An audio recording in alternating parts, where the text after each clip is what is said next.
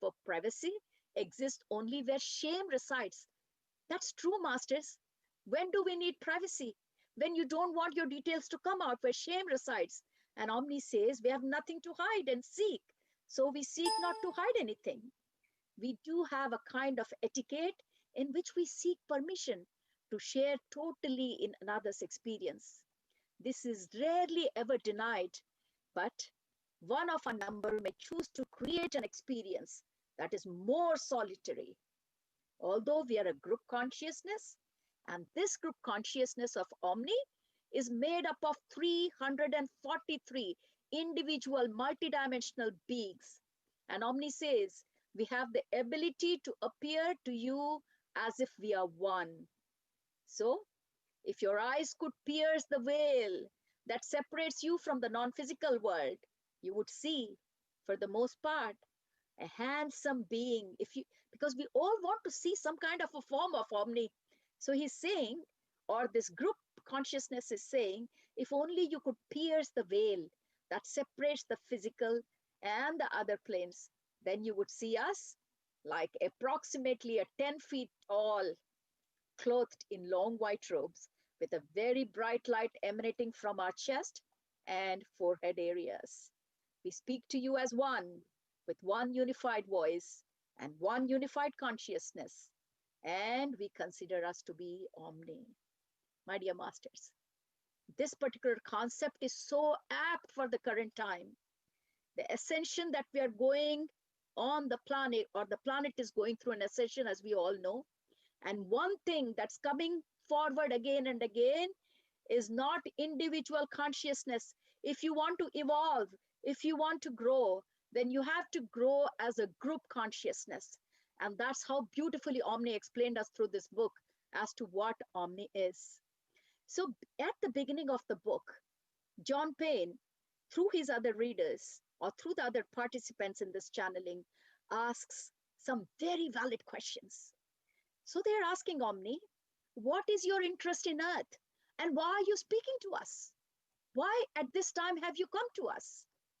And the answer was, it is our intention. This is what Omni is saying, that it is our intention to impart knowledge to all those who seek, so that they may be assisted in shifting their focus towards that which is increasingly joyful and pleasing to them.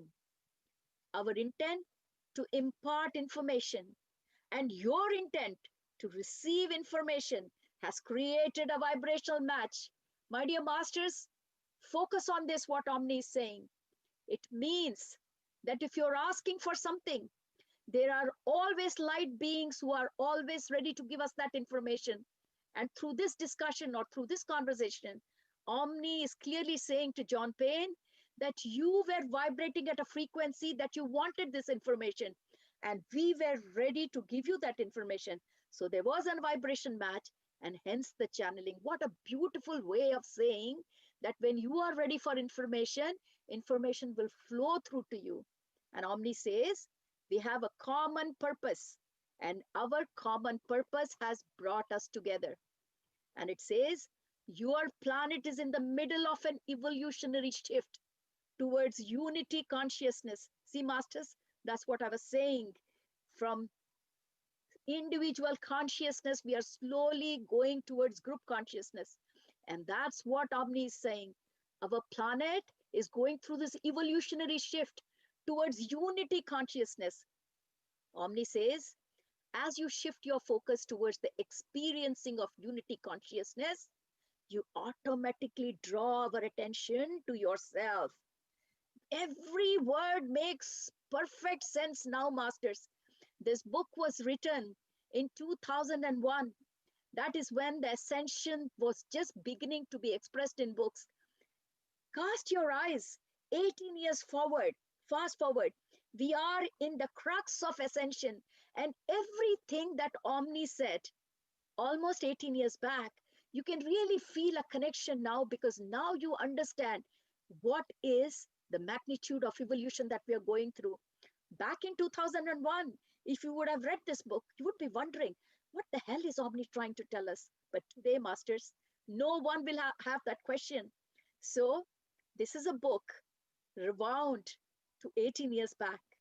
And then Omni says, there have been many predictions made about this time frame, mostly inaccurate in terms of the way in which the change will occur.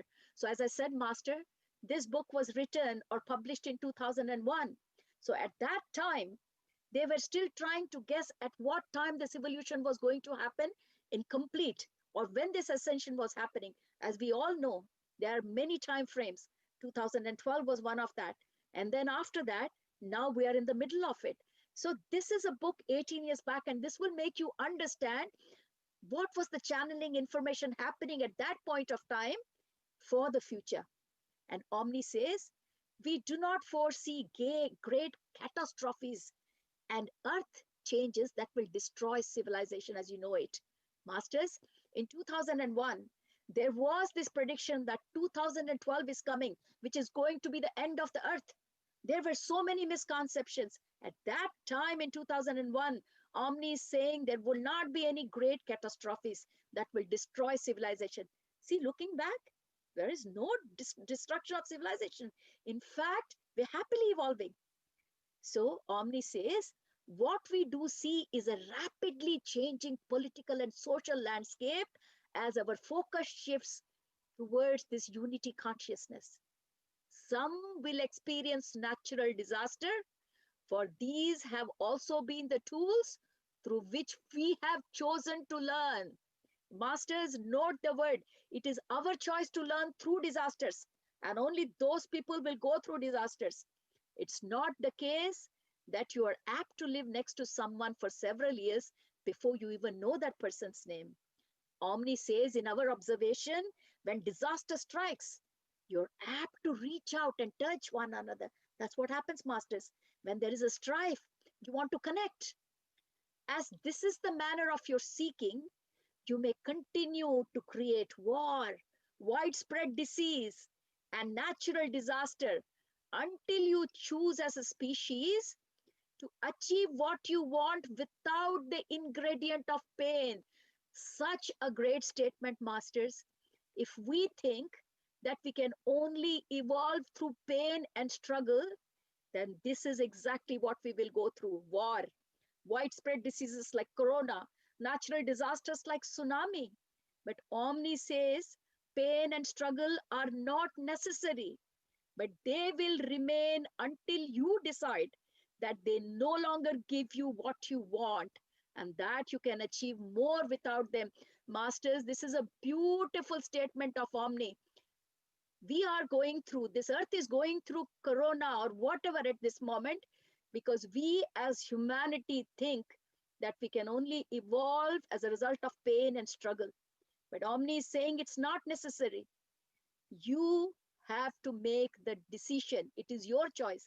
And so, Masters, we on the spiritual path, we know even through the time that the whole world has been struggling with fear in corona times, we have rejoiced this time by connecting with each other, by connecting within, by connecting with Mother Earth, by connecting with nature. Where is the pain and struggle for you and me, Masters?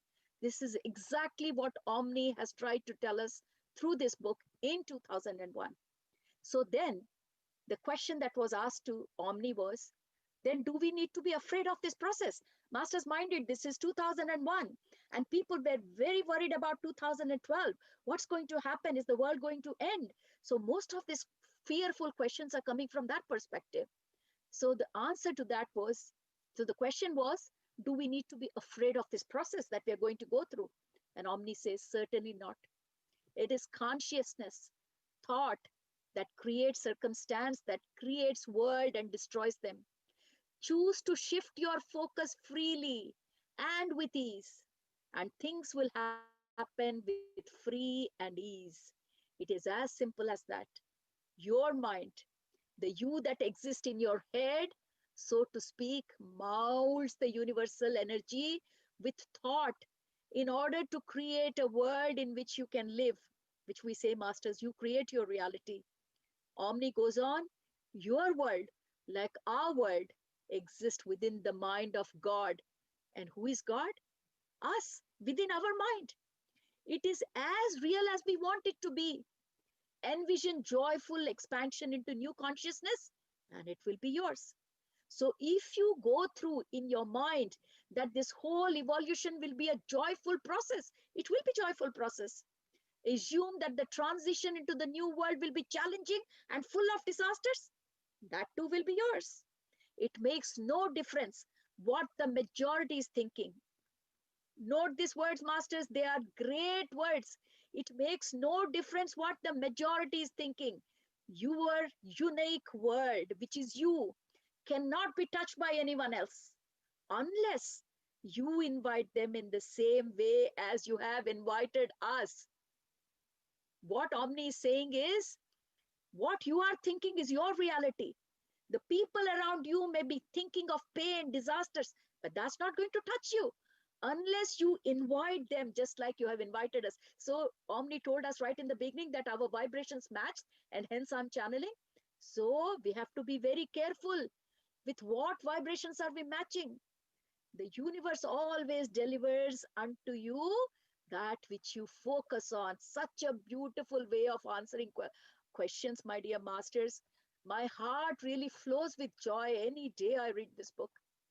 The question was, okay, doesn't matter how we go into this new world, but what will this new world look like? Don't you wonder, my dear masters, what will this new world after ascension look like? And Omni says, it will look exactly as you choose it to look. The shift is taking place because there are new parts of your being that are awakening within you. As a species, when you send out a request for more understanding of who you are, your greater self, your soul, responded and begins to penetrate your world more deeply, emerging further into your day-to-day consciousness. Just as we are multidimensional in nature, Omni is saying, just as they are multidimensional, so are we. Omni is repeating, you are not non-physical in nature.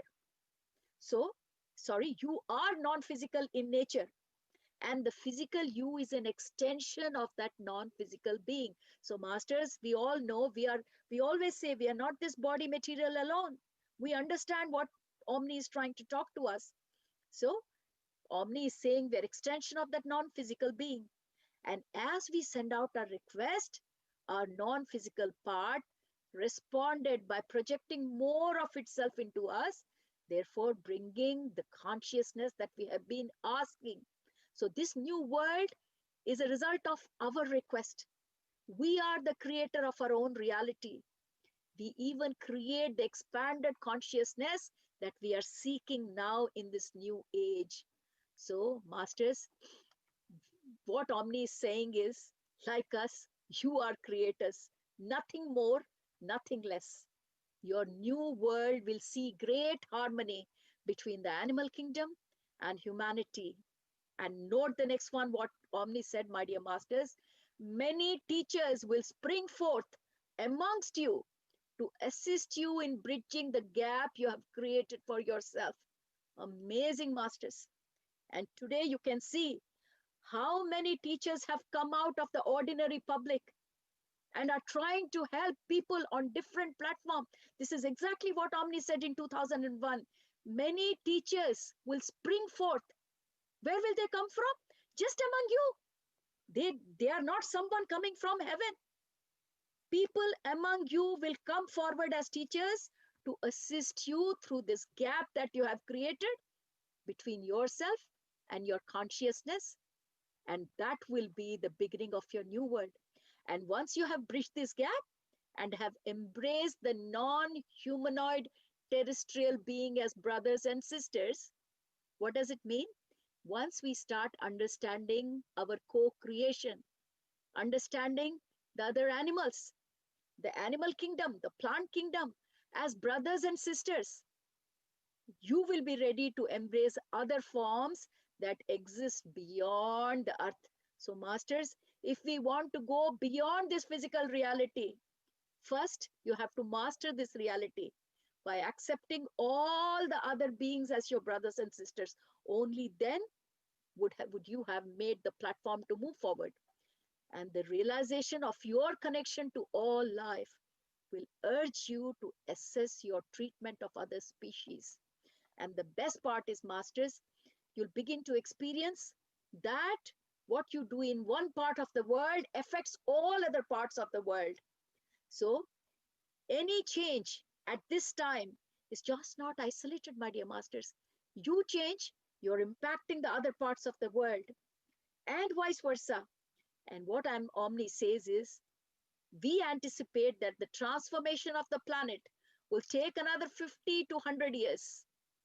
You're already moving at breakneck speed, and you have evolved more in the past 100 years than you have evolved in last 2000 years. What a statement, my dear masters. What we have evolved in last 2000 years, that much of progress has happened just in the last 100 years. If that is the way this planet is going through ascension, imagine how quickly we are going to evolve in the next 20 years. Make use of this time, my dear masters. We are also blessed that we have got this multiple platforms where people are doing amazing work, just like this one, Digital Swadhyaya Yoga. So let's make use of it. And then one question which is wonderful that's been asked to Omni. The reader asks, you're talking about evolution and change, but what is the purpose of all this? Why are we evolving in the first place? Masters, don't you have this question?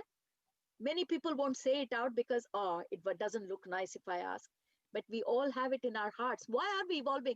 Why do we need to evolve in the first place? I had this question, masters, and look at the answer that has come. So Omni says, let us make it clear. You are not evolving in order to become worthy of some spiritual hierarchy. You don't have to be on any spiritual hierarchy. You're not here to prove yourself worthy of God. You don't have to prove yourself. No certificate is required. You are here by choice. You have not been placed here, nor have you been obliged to come here. Nobody has asked you to come here. We have come here by choice. What is your purpose for being in the physical state? Very important question. It is simply to master this reality. Umpteen times on my platform, we have discussed this. The one reason why we are here is to master this earth reality, which is one of many. Indeed, we have already mastered many different realities and belief systems. This is not the first time that we are trying to master. This is what Omni is saying. My dear masters, you'll be happy to know that we have already done it in different realities and belief system. This is another focus we all have chosen. When we speak of mastering, we speak of creating an experience. What is mastering? Mastering means creating an experience which is joyful and which takes you to ever increasing vibrations. We all know vibrations of joy and love are very high. That's what we want to experience. That's why we are here. This is the driving force of all life, my dear masters. We enter this world for the most part at a low vibration. What does that mean? When we start our journey, our whole birth and life, birth and death cycle, we start at a very low vibration. At this vibration, we are unable to perceive much beyond ourselves or our immediate surroundings. It's all about survival at that low vibration. We can equate ourselves to very primitive people. Survival, physical survival, that's the main thing at that time. As time passes and we gain more experience within this focus, we broaden our view and begin to see other aspects of this focus. Omni says, you begin to see other objects and how these objects relate not only to you, but also to others. With this increasing viewpoint, so this viewpoint keeps getting better and better with every incarnation, we raise our vibration accordingly so that this broader perspective can be consciously interpreted. This is a game we are playing, my dear masters. It is nothing more than that. Omni says you're here to see if you can hold the very broadest focus and still remain in the physical mode. Masters, this is a very important statement and I would like to explain. This is one of the main things that we all need to remember. We are here in the physical body. In spite of that, every minute we should be aware. This is my catchphrase: awareness, awareness, awareness. We should be always aware so that we can hold the broadest focus. What is the broadest focus? That we are that consciousness. And yet, by choice, we have come into this physical body for experience. Every minute, every second, this is the thing that we need to remember. And that's what Omni is saying. The very broadest focus at this level of the game is to understand that you are one with all that is. That is the broadest focus. And this state of being, of winning the game. So this game that I'm talking about, what is it called? Spiritual enlightenment. And that's what Jesus did. That's what Buddha did. That's what our Patri Sir did. And that's what exactly we all are doing, masters. We all are trying to understand all the time and keep in mind that broadest focus, that we are that universal consciousness in this body. Very, very, very important. We are not here to get good enough to satisfy anyone else. We have chosen to master this game called life. Part of the game, what is this game? Part of the game is first we forget that it's a game we are playing. Then we spend time trying to remember the rules. Because when we start the game, nobody tells us the rule. Nobody tells your body material, you're not your soul material. No one tells that. So it's a very funny game.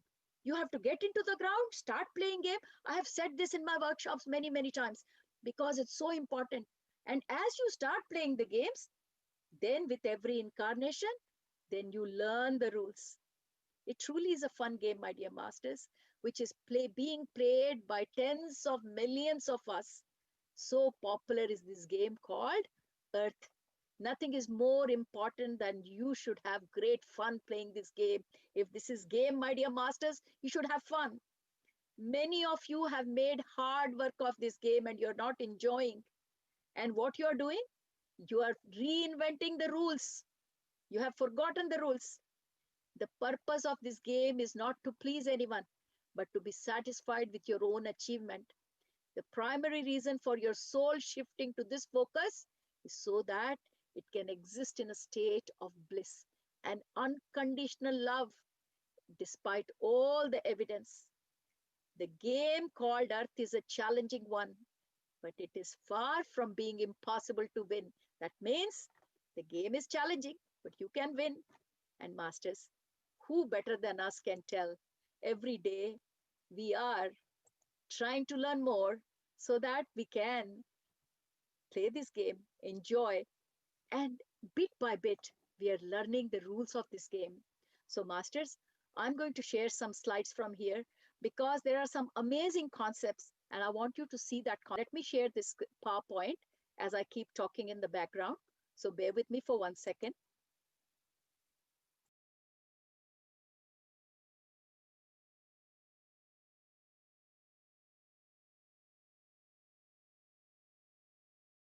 So masters, as I said, we are going to talk about Omni reveals the 4 principles of creation.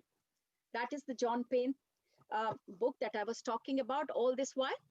And couple of slides, more than couple of slides, which I'm going to share. And I'll try to go at a pace that we can all catch up. So the book starts with very, very interesting concepts. And some of the concepts is not new. But when we talk about the book, it's always good to understand where we are starting from. So what John Payne says is, in this book, through Omni's discussion, key laws that govern the universe is law of love and law of attraction. So in this book, my dear masters, the law of love has been explained so beautifully. So when they talk about the law of love, Omni says that the primary law in this universe is law of love. All things that exist are resting on this law. It is not that love is an action. My dear masters, I have in my workshop, Explore Your Divine Nature, I have explained this in great detail and I just love this topic of love. Love is not an action. It is a state of being. It is also a description of the nature of things, and it's a description of the universe itself. The word love has been misinterpreted by many and misunderstood. How do you define love?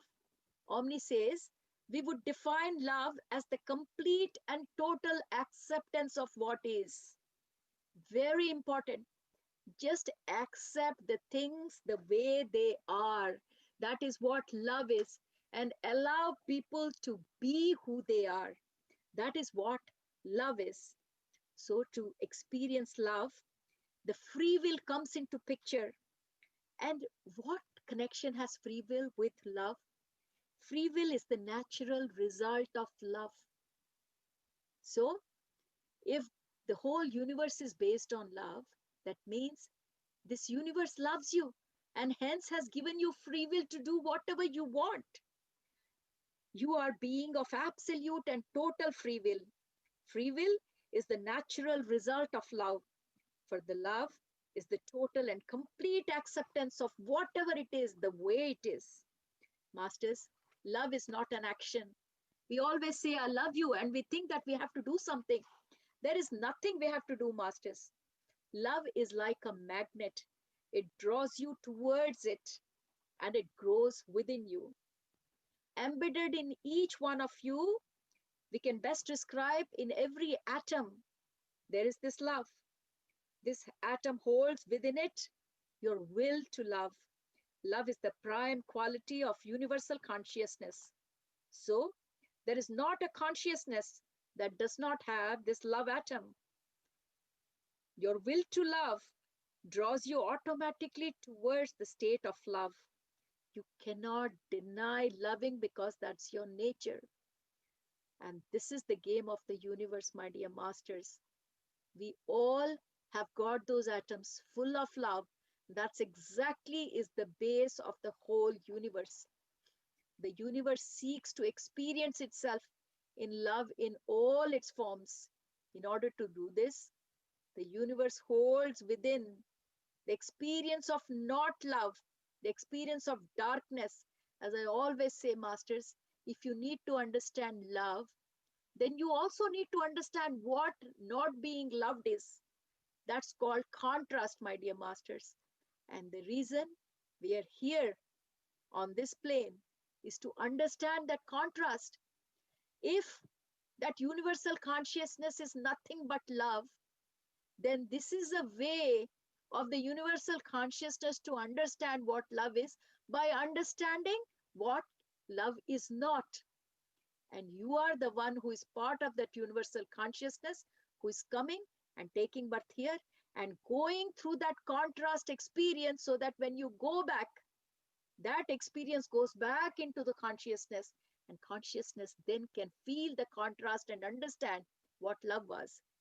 I always give an example. Many people find it very difficult to understand the contrast.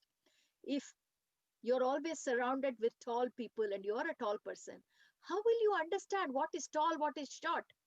You have to go out of that area and go somewhere else where there are short people. Then you understand what is tallness.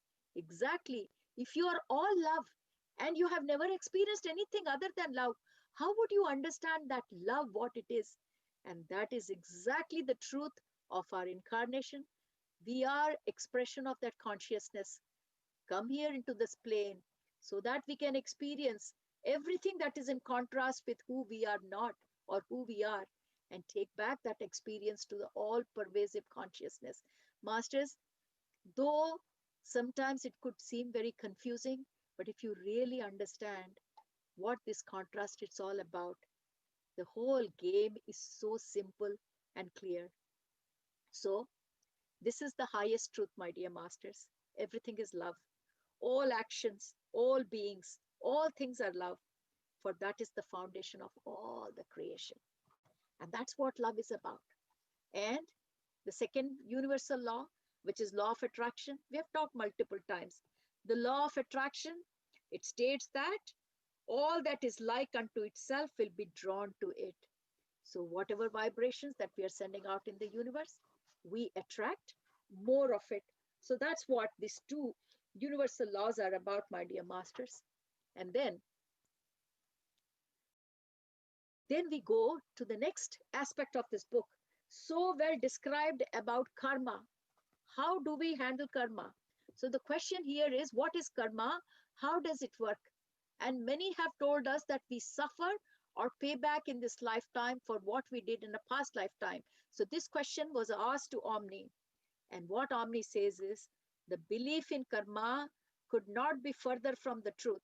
It's not a law designed to punish you or to bring in some kind of a balance.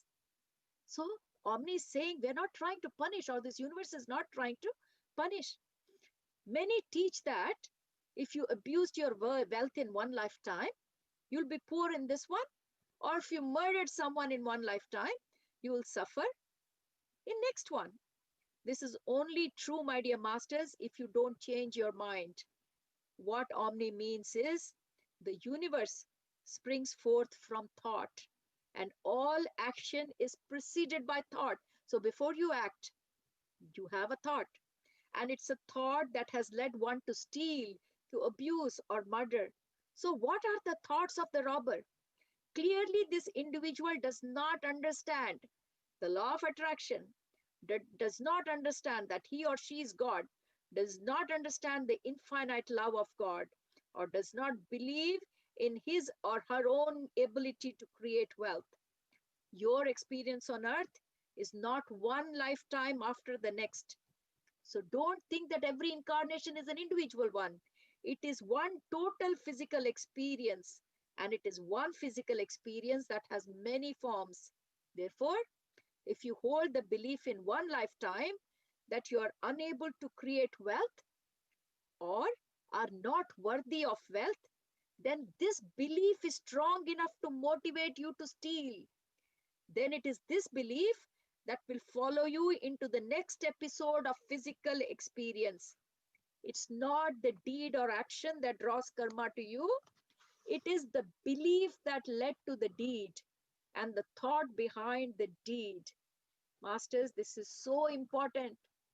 It's not the action which is causing karma. It is the thought, it is the belief system that is creating karma. So change your beliefs and you will change your karma. It's such a great message, masters. The more you read behind this, you really start thinking. Actually, this reminds me, the other day, I was hosting Ray Chandran Master, who came to talk on this Swadhyaya Yoga. I think it was Tuesday. And one of the great things he shared with us was when he was talking about the 10 universal laws that he mentioned, he definitely mentioned as law of karma one. But the next one he mentioned, masters, law of grace. And then we all asked him, Suresh sir and myself, we asked him, what is this law of grace? And you know what he said? There is a council of masters, and Master Kutumi also was one among them. I remember the name. And he said, at this stage of evolution, we are entitled to ask for grace. What does grace means? That means you can ask for pardon from the council, saying, whatever you may be going through, if you're going through some challenge, tell that council that I understand. For something I have done in my past, I'm going through this karma. But now I have learned my lesson. Why does that situation come to us? To learn something.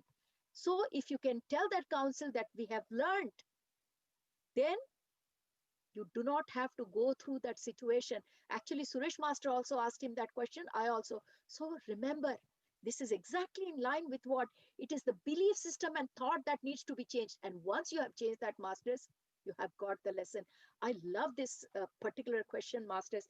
It is so clear as to, what is causing all this, because this is what we all need to know. So the next question that I really wanted to share with you, I have just brought a few questions that I thought you guys will really enjoy in this book, because this changed my life, masters. This changed my life throughout. This book has been my Bible, honestly, in 2002. I just love sharing this with everyone. We always are fearful. Is there any judgment? Is someone punishing us? Many times, we are fearful of doing things Not because we don't want to do it, because we feel that someone is going to judge us. That's where the concept of hell and heaven has come into picture. So this is the question that was asked. Is there any judgment? And see the answer that Omni says. Not in the sense that most of you think as judgment. Yes, you have teachers, you have advisors who guide you in making choices based upon your last lifetime, but they're not there to discipline you or to point out your faults. You decide what you're happy with. You decide what you want to create next. No one else. You are in charge. Their role is only to assist you in seeing a greater vision of yourself. Part of our being has been present on what has been called the afterlife or the astral plane as teacher and guide to those who are offering guidance to you, while you are in both in the physical and in the non-physical states. Our experience tells us that humanity's belief in its inferiority is so strong. Master, this is very, very important for us to know. Omni is saying that the humanity's belief in its inferiority, that means we think we are inferior, is so strong that it has also become part of the consciousness of the astral plane. What is astral plane? Astral plane is the plane that is around us. So whatever we think, those vibrations go in that astral plane. So when we feel that we are inferior, it is not only on the physical plane, even the astral plane is full of that inferior kind of fearful kind of vibrations, meaning that the astral plane of reality that surrounds the earth is a reflection of the evolution of your entire species. Therefore, those beings who enter the astral plane at lower vibration levels make choices concerning future lives that are unnecessary in terms of hardships. For there is still a very strong belief that suffering is necessary to reach a higher spiritual goal. We are the cause of our own suffering because of our belief. What is happening, masters, when we come to this plane through that astral plane that I said? Because the group consciousness has left so much vibration in that astral plane, low vibration, which has the belief that if you have to achieve something, it's only through pain and hardships. So it is the group belief we are carrying within us. Break that shackles, my dear masters. We do not need to go through any pain or despair to evolve or to create our reality or to achieve our spiritual goal. No, we don't. Remember, in the past, people used to do tapasya, hot sun, they are standing and they're doing, because they believed that if you, for doing penance, you have to do hardships. So on empty stomach, they would go fasting for years because it was their belief that you can only gain salvation through that. That is what Omni is saying. It is your belief. If you believe that you can gain your spiritual goal with no hardships, you don't need hardships, then you don't have to do, masters. I just love the way that we are caught up in this belief system. And it's absolutely beautiful, one thing after another. These are the common questions we all have, masters, isn't it? And now we come to the four principles of creation that this whole book is so beautiful, described so beautifully. And I'm going to bring one after another. People who have attended my workshop, they all know how much passionate I am about this four principles of creation, because I have talked about this in the past, and it gives me great pleasure today on this platform to share this great wisdom of Omni through the author John L. Payne. So when we talk about the four principles of creation, Omni says these four principles of creation are a description of our divine nature, and they are who we are. So what I'm going to show you is not someone else, my dear master. This is you and me. This is our divine nature. So we start the first one. The first principle of creation, that is your divine nature, is what? Love. So you are the love. Love is your greatest longing. You seek to accept and allow. The universe, what is the universe? That unifying field of consciousness, which we call God, have come. That's what we call God, isn't it? It's a place that operates with equality and fairness. And it operates according to universal laws, we all know. And we also have discussed that love is the complete and total acceptance of what is. And I said, love means you have to allow all others to be who they are and allowing yourself to be who you are. Why? Masters, we are self-critical. We do not show love to our own self. And that's why Omni is saying that you have to love yourself. Allow yourself to be who you are. Many times we feel, oh, I'm too fat. I'm not acceptable to myself. We don't even want to look ourselves in the mirror. Be a bit kind to yourselves, Master. Just allow yourself to be who you are. When you learn to allow yourself to be who you are, then you learn to allow people around you to be who they are. You stop having demands that if you are behaving like this, then I love you. If you buy me this gift, then I love you. That conditional love vanishes, my dear master, and then results in unconditional love. My dear masters, Omni says you are a being of free will, and as such, you are held in a place of total acceptance and loving. You are dearly loved. By beginning to know that you are loved and accepted beyond all measures, you can begin to master the universal laws to create the life you want. If you want to create the life what you want, first you have to start loving yourself, masters. Because loving comes with a loving. So only when you start allowing will you be able to love. That is the key behind love. If you cannot allow, you cannot love. So start thinking that love aspect from this perspective, my dear masters. The second principle of creation, and that is your nature, is health and well-being. Health and well-being is your nature, my dear masters. Omni says, health and well-being are your natural states of being. Illness and disease are the results of mass beliefs or your own individual belief. And because of that, it results in fear. And what happens with fear, my dear masters? Emotional blocks. How many times we have discussed this? The original fear that humans carry deep within them. You know what's the fear they carry? That they will be separated from the source. What is the source?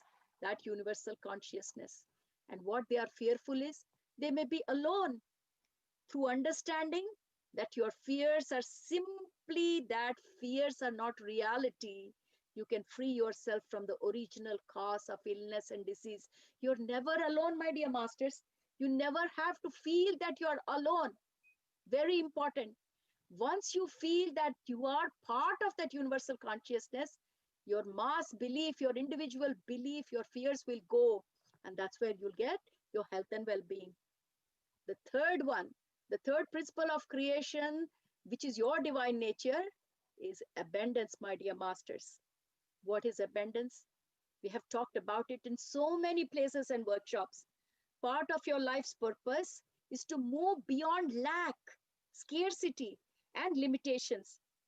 Although the experience of lack can be valuable, it can be valuable in terms of learning some lessons at certain times.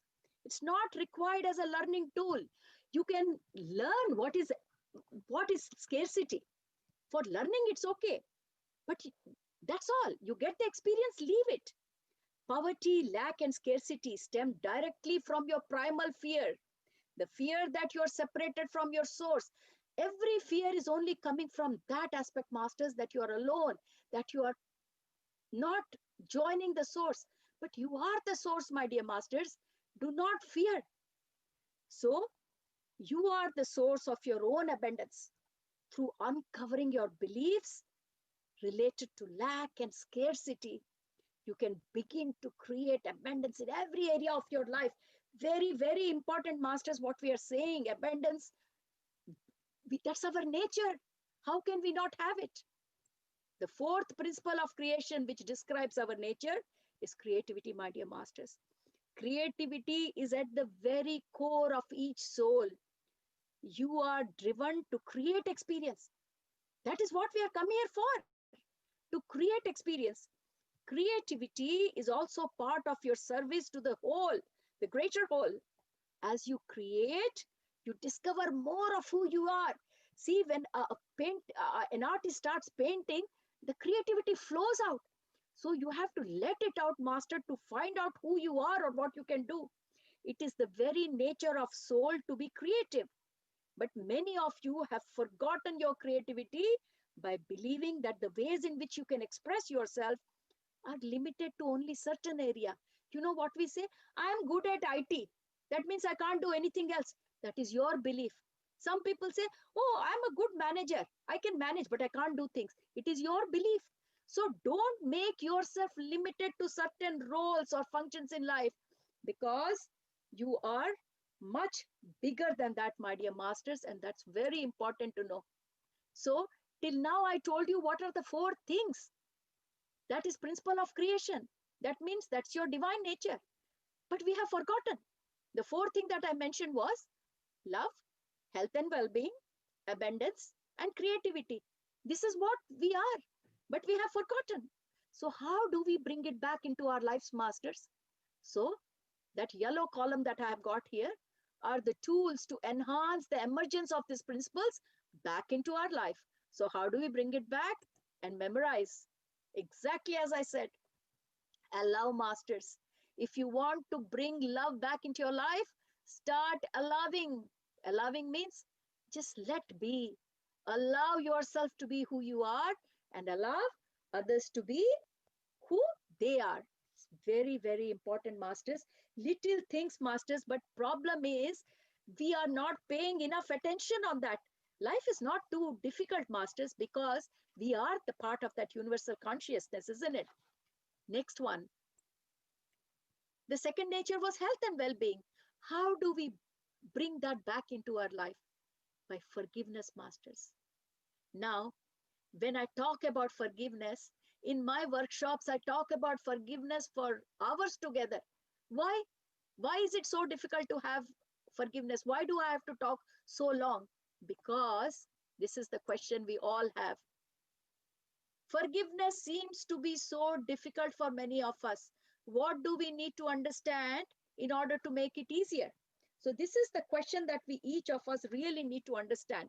So Omni says, forgiveness is remembering the truth of who you really are. That act of forgiveness is not about saying that what the other person did is okay. It is truly about remembering who you are. So many of you put so much energy into resisting the things that you do not want. You forget that you are indeed the creator. There is nothing outside yourself that can exert itself against you. Everything that is in your experience is there because you have directed your attention to it. If you remember the times when you have been hurt and you remember and talk about the hurt, then more of the same pain will be delivered to you. We know all this through law of attraction, don't we? If you remember abandonment, you will get abandonment. So, my dear masters, when you are unable to forgive another, what you are doing is denying your own power. You have the power to forgive. If you're not able to forgive, that means you're saying, I do not have the power. Your own power as creator, and you're handing it over to the other person. Now, what you're saying is that you're subject of the will of another. So, remember, once you remember who you truly are, then forgiveness will become your second nature. For you will truly understand that nothing can exert any influence on you. And you have the power, you alone have the power to forgive anyone at any place, at any time. So forgiveness is about remembering who you are. If you have not forgiven, then you have not remembered that you are loved by this universe beyond all measures. So masters, what Omni is saying is, if you are not able to forgive others, that means you do not know or you're not acknowledging that you are the creator. So important for us to understand. So when we understand this, forgiveness becomes so easy, my dear masters. Now, we talked about forgiveness. Now, what was the third nature? The third nature of us was abundance. And how do we bring abundance in our life, my dear masters? Gratitude. Every morning, every night, whenever you can, every time you have to be grateful of what you have in your life. Many people say, I don't have enough in my life. What should I be grateful about? You have oxygen to breathe. You have Mother Earth who is giving you shelter. Start with that. What happens is when you start being grateful of the little pleasures in your life, then you start drawing abundance in your life, because what you focus on, wherever you place your attention, automatically it increases. It's such an important thing, my dear masters. The fourth one, I said 4 principles of creation, which is your divine nature. The fourth one is creativity. And how do you bring creativity into your life, my dear masters? By self-appreciation. But in our culture, people say, oh, you should not appreciate yourself. That is not being modest. This is how we have been brainwashed. Self-appreciation is very important if you want to bring back the creativity. It enhances your ability to create by acknowledging what you have. So you have to appreciate yourself, my dear masters. Then only you can bring the creativity back into your life. So how can we learn self-appreciation? We're not very good at it. So Omni says you can learn self-appreciation just like any other skill.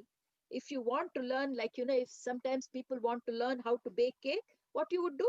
First, you would buy a book on the subject, or you will ask somebody else how to bake a cake, and then you start practicing. And when you begin to enjoy the results, how? By eating the cake, then you practice some more. And then you start making corrections to where you went wrong. So when your baking starts improving, you start doing more and more.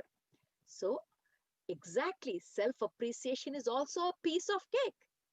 And that's the same practice that we have to do little by little. Nothing is going to be very easy, my dear masters, but nothing is difficult as well. Somewhere it has to start, like baking cake, isn't it? So this is exactly in this book. Omni keeps telling us that this is important. Try self-appreciation. Even if people are saying, oh, don't appreciate yourself, that is rude. No, it is perfect, my dear masters. So if we move on to the next part, these are my tips for self-appreciation. I always do this, masters. If you want to take a picture of this slide, do it, because I do it every morning. It's such a great song. I'm a happy soul. My body is healthy. My relationships are in harmony. My work is perfect. My life is beautiful. You sing this song. As you keep singing this song, you create the thought, visualize it, and make it your reality. Now, people ask me, how many times should we sing this song? As many times as you want. And when you are saying it, that you are a happy soul, feel the happiness. Whatever I have marked in red, feel it. When you say my body is healthy, feel health. When you say my relationships are in harmony, feel it, that all your relationships are in harmony. When you say my work is perfect, then just feel that your work is perfect, my dear masters, because that is how it is. And my life is beautiful. Yes, visualize your life is beautiful. That's what happens, masters. So feel free to use this, and this is going to bring a big change in your life. This is a great tip for self-appreciation. Now, my dear masters, some of the questions that today I'm going to share with you from this book, they're amazing. This is one of the questions I wanted to share. I'm going a bit fast because there's so much I would like to share with you. I want to slow down, but I may skip a few things that I wanted to. I know I've got an hour's time, but I may keep the question answers very little at the end, because I would rather share more wisdom with you. So, my dear masters, one of the great questions I love from this book is, many of us are looking for our life's purpose, trying to figure out what our life's work will be. How can we know what is it? Omni says, the primary purpose of your life is to lead a life of joy. It is often a very difficult thing for you to hear this when we say it, or when we say that there is nothing more important than that you feel happy and good about yourself. Yet that is the highest truth. How can we say that it's your primary purpose to live a life of joy? The statement is based on these 4 principles of creation. The universe is built on the 4 undeniable all-pervading principles. And it is these principles that you seek to manifest. Remember, they are love, health, well-being, abundance, and creativity. Which one of you can say that you don't want these things? Nobody will deny, isn't it, masters? These four principles are basically our nature. If that is what it is, it's obvious that the main purpose we have come here to lead a life of joy. But there is so much confusion. Confusion about one's life purpose is caused by judgment, my dear masters. Many of us hold the notion that there's an external authority somewhere and they call it God, and the God is approving or disapproving of what we are doing. But my dear masters, Omni says, you are born with free will, and love and freedom are one and the same thing. And you have the freedom to do what you want. Your life's purpose and your life's work are separate but connected. I did speak in my last session, not this, but in my workshop, about what is life purpose and what is life work. Your life purpose is that part of yourself that you come to evolve in this lifetime. You come with a plan, how you're going to evolve, and that's your life purpose. Your life purpose is more successfully accomplished during the process of developing and exploring your life's work, because your life work will draw you to circumstances that are ideal for the achievement of your personal goals. So, how do you know what is life's work? If while doing life work, you can understand what your life goal is, then how do you understand what is your life work? It is exactly what you love to do. Realization of the thing you love to do. So, masters, to follow your life's purpose, you should steadfastly follow your joy, irrespective of what the world says. It's very, very, very important, masters, because we all try to understand and think that there is something called judgment. There is no judgment, masters. Again and again, remember, the primary purpose of life is to lead a life of joy, masters. That's the main thing. That's the main thing that this book has clearly said. Not only this book, masters, there's so many books that have said the same thing. So I'm going to skip these two questions because we may not have time, but I'm going to go to a very important question, which says, I'm in a situation, this is one of the readers asking the question to Omni, says, I'm in a situation where I dislike my job, I dislike my home, and have no idea what I want to do or where I want to live. Every day seems like a difficult task. How can I turn this around? How many of us have this question, my dear masters? I do counseling, and almost every other day I get this question. So let's hear what Omni has to say about this. When you are in this position, you are in a position of great resistance. You're resisting life. You're focusing on much on what you do not want to do. It seems as if all those things you don't want are in control of your life. Remember, the universe reacts to thought. Thought is the basis of all creation.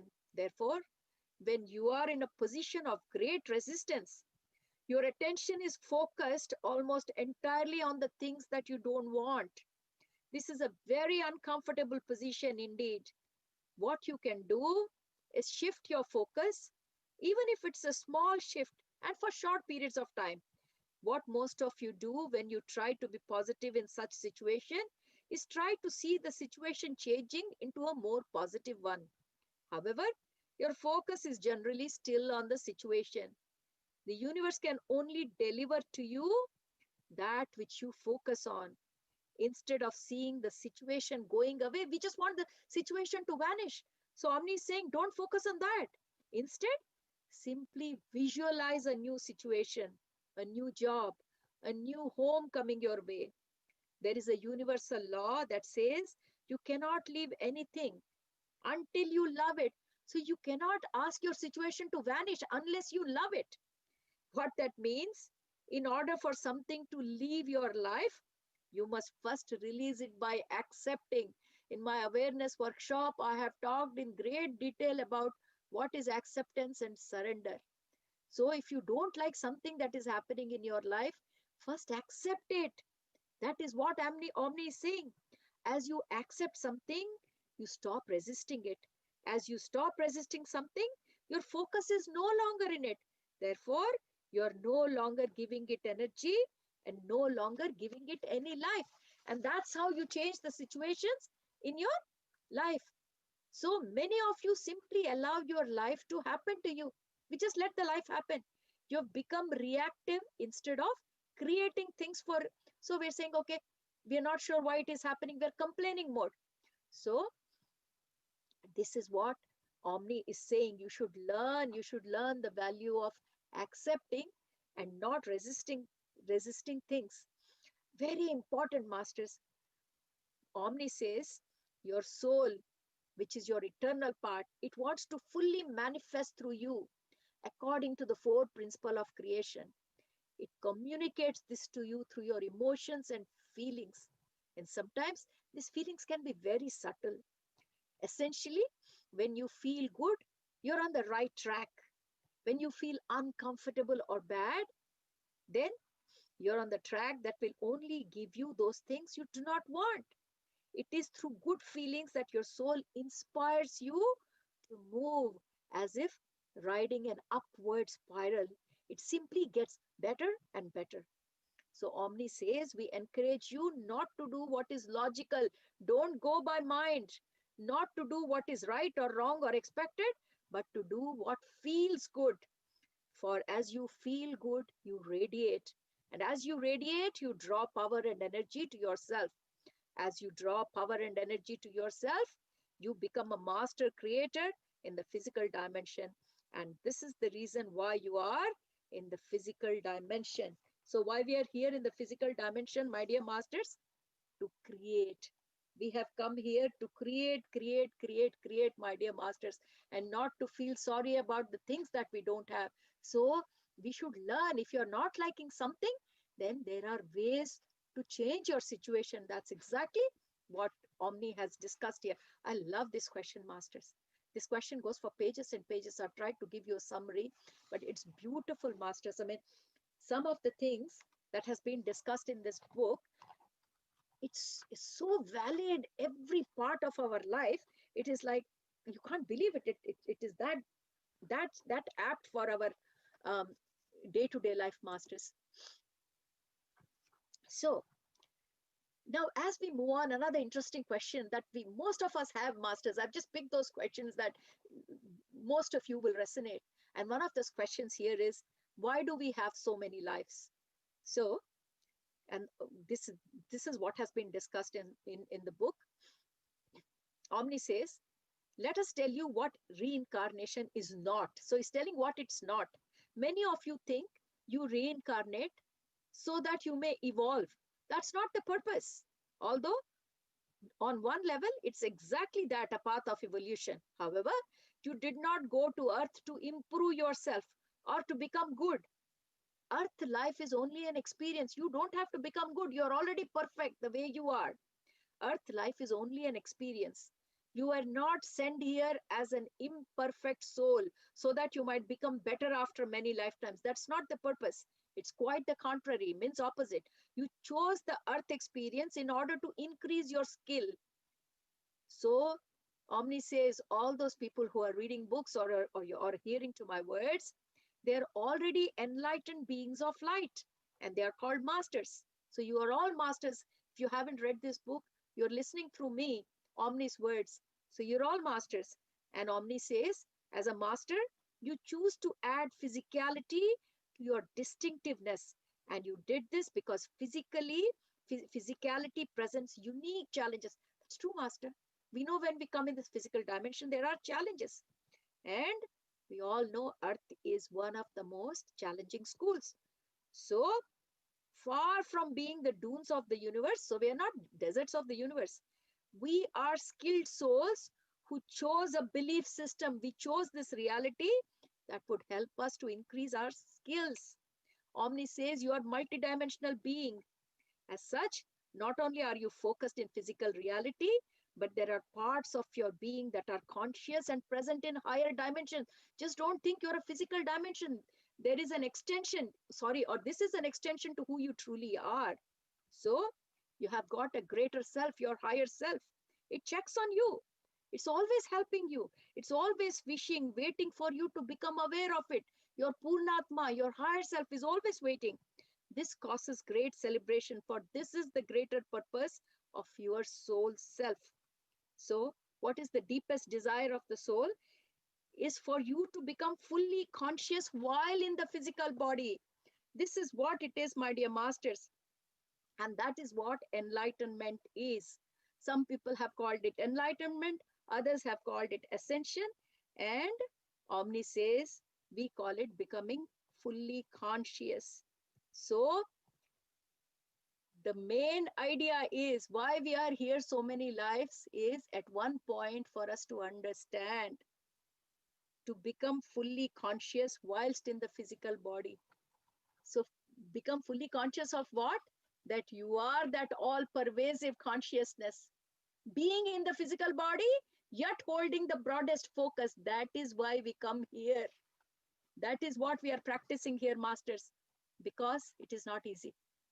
When we refer, Omni says, when we refer to young souls, mature souls, old souls, we're not talking about age. We're talking about this experience. So the older the soul is, the quicker the soul understands this particular point.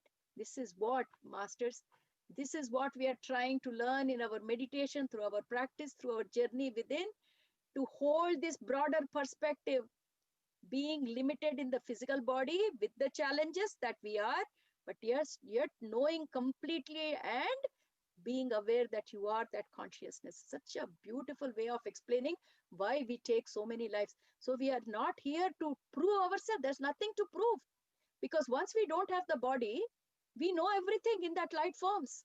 But this is the challenge, to be in this human body and still keep that broader perspective. Amazing way. First of all, we should all be proud of who we are, my dear masters. And it's really a great thing. Now, I thought this would interest you. What is a soulmate? We ask this question so many times, isn't it? What what is a soulmate? So I thought I'll pick this question. And Omni says there is much misunderstanding about this subject. So when you people talk about soulmate, you're thinking of that one special individual that you fall in love with and with whom you will live happily ever after. You may even feel as if this one special love has always been your lover every lifetime, and you're simply awaiting for his presence. This is what we see in the movies, isn't it? Every lifetime, the partner is waiting for the other partner, and Omni is saying, this is the misconception you have. He says many souls do encounter one another in lifetime after lifetime, for they have become friends. This friendship is based in the non-physical world, which is in essence called cooperation, and is based upon their past success in achieving the growth they are seeking. You are growth-seeking beings, and all encounters, both physical and non-physical, provide opportunities for growth. Therefore, there is certain soul with whom you have had great success in achieving your goal. You're likely to agree to work with that again and again. So that's very important to understand how souls are organized.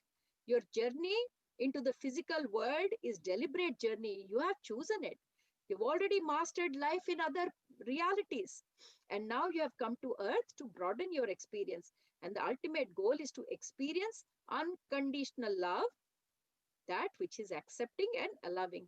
So we've already talked about what is the ultimate goal. So before we take such journeys, how nicely Omni has explained. I have tried to bring the picture here so that you can understand. This is how the soul families are organized. So I hope it makes some sense to you, masters. So what Omni says is, before we start taking this journey onto earth, the souls organize themselves into groups. You could see this as support groups. So we are starting from down, the soul family. Yeah, souls organize themselves into families, groups, clans, nations, and grand nations. There are 7 souls in a soul family, and 7 families in a soul group, and 7 groups in a soul clan, and so on. Eventually, you will work with most members of your soul clan, that is 343 individual souls. My dear master, does that number ring a bell? Remember what Omni says? That we are a group of 343 beings. So, Omni is coming from the level of soul clan, isn't it? 343 number sounds familiar. However, for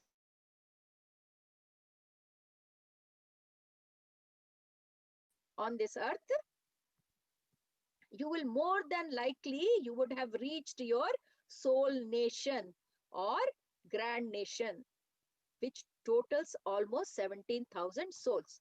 So this is where the journey starts, my dear masters, from soul family. This is how we start organizing. And then after that, 7 soul families become one soul group. Then when we reach here, and then after that, the soul clan. So then it is 7 soul groups. And then 7 soul clans is one soul nation. And then 7 soul nation is one grand nation. So this is how the whole hierarchy of souls is happening. The majority of your relationship, like close friendships or, your association, they are from this 49, this soul family of 49, 7 soul groups. However, not always the case. The more you advance in terms of acceptance, the more skilled you will become at working with individuals who have a different energy signature than yourself. So when you are very early experienced, so you will only be working with your soul families. But as your perspective starts growing, then you slowly start climbing up the ladder. And by the time you are teaching, spiritual teaching, you are at this level. So you are dealing with 16,807 people at least at that level on a regular basis. So, for example, many members of one soul group could be concerned with communication and teaching, another with healing, another with courage, another with self-acceptance. So each one has got one particular aspect of learning. So at this particular level, you are already have 7 soul nations. So at Grand Nation, you have 7 soul nation. And each soul nation must be working on one experience. So at that level, you're working with different kinds of experience. It's so nicely through a pictorial form, this has been explained to us. So I just thought you people might like it. Um, and there was another interesting question, which I thought, so I hope you have seen this picture well, how the soul family then goes up to soul group, to soul clan, soul nation, grand nation, right? Now, this is a question most of us have. Are parents and children soulmates, and are they part of a soul family? So, Omni says there are soulmates in as much as as you not only know them, but you have chosen to work with them for specific purpose of achieving growth. So, yes, we come with our parents or whoever is in the family from the soul family. So no birth is an accident, for all souls enter this world by agreement. We all know, there's an agreement between parents. Now, your parents and siblings may very well all be the members of your soul family, but this is extremely rare. Normally one, perhaps 2 members of your biological family will be from the soul family, but the rest will generally be from your group, clan, nation, or grand nation. So if you remember my picture, what he's saying, 1 or 2 of your family may be from your soul family, but the others may come from different levels. So sometimes these questions come, we are always thinking, we are from one family, so are we from the same soul family? So one soul family is only 7, isn't it? But for families like me who are 10, then obviously can't be from the soul family, isn't it? But sorry, that's on the lighter side. But just saying that family members need not be from the same soul family. So that's what I wanted to share with you. What other questions do we have? Just let's go. This is one question, masters. I just love it. Why do we search endlessly for the one true love in the hope of finding our soulmate? We are always saying, I'm looking for my soulmate. If someone wants to get married, oh, I'm looking for my soulmate. So this question is quite valid. And let's see what Omni has got an answer. So Omni says, what you're looking for is acceptance. You believe that this one true love will accept you without conditions. Your search for that one is in fact the search for self-acceptance. Each relationship is there to provide you with a new opportunity to know yourself. It is through knowing yourself that you can Grow to accept yourself and to love yourself. The one true love is self-love. So that one true love that you are looking for is nobody but you, yourself. And there is no other love. The greatest secret of all, discovered by Christ and Buddha and many others, was the secret of falling in love with yourself. When you love yourself, you're in a state of acceptance, total acceptance. As you accept, you stop resisting the world and all that in it. As you give up resistance, you allow everything to be as it is. As you allow everything to be as it is, God can work through you. It is at this point that you can say, I and the Father. What is the Father? Jesus always used this. Consciousness. You are the part of it. You are one. For you will be at one with the source of all life. You will be at one with love. So, Masters, our concept about we are looking for that one true love in the hope of finding our soulmate is we are looking for our own self, Masters. I love this. I love the way this question has been answered. Amazing, amazing. So I get very emotional, some of the questions are so close to our heart. And let's see, what's the next question that I picked? How many lives does a typical soul have on earth? I'm sure, I had these questions when I started my journey, and I thought I'll share with you all. So let's see what Omni has answered. A soul may have as little as one earth life, or several hundred, or thousands, or more earth lifetimes. So he's just given a vague answer, but then he says typically a soul will have 250 to 350 lifetime experiences, incarnating on an average of once per century. So one lifetime per century. However, a soul may choose to skip a couple of centuries and then incarnate in rapid succession in several lifetimes in a row. So all these things are possible. The average gap between two incarnations is around 40 years. But now, these days, that gap is reducing considerably. That means we are not even giving 40 years gap.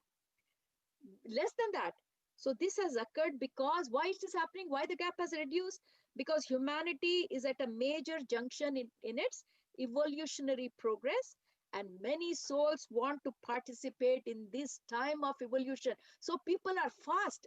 One incarnation gone, they want to come immediately because so much ascension is going on.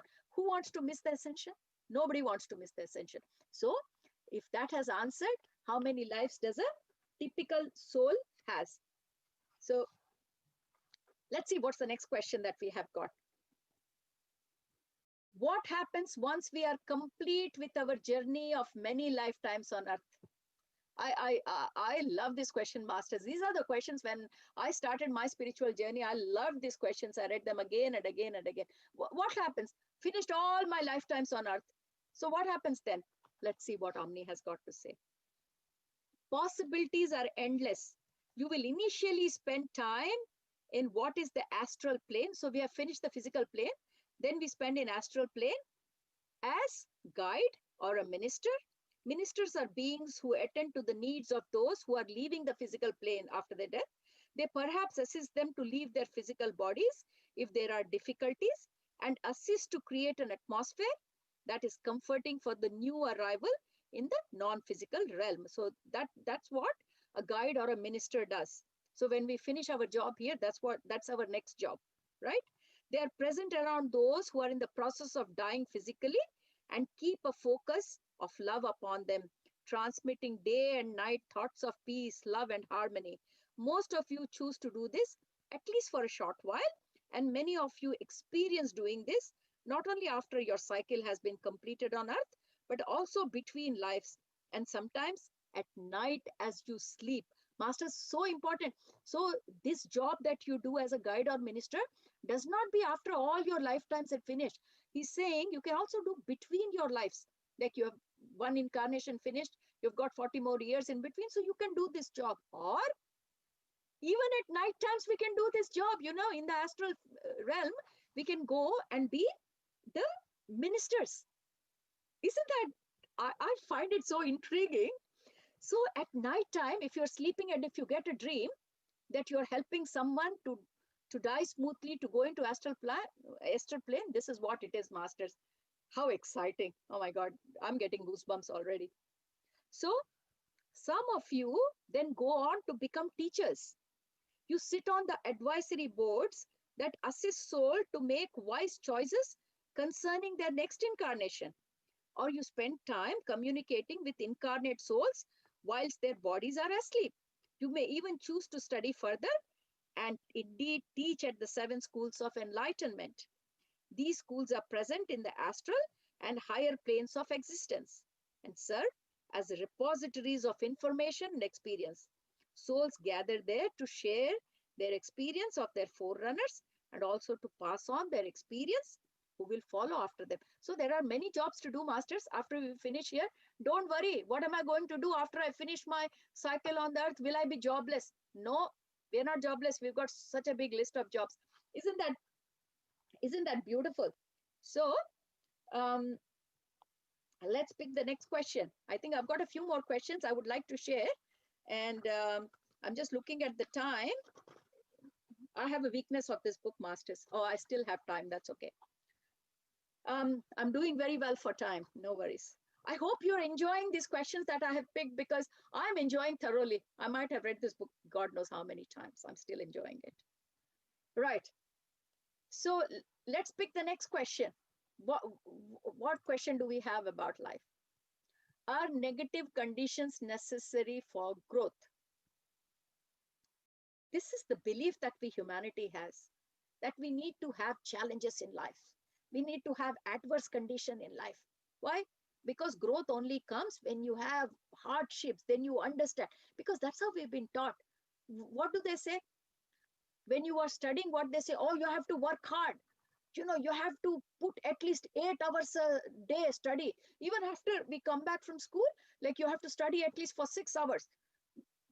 Only then can you get first class. Not only there. Sometimes they say, if you want to get a job, you have to work hard. He's a lazy guy.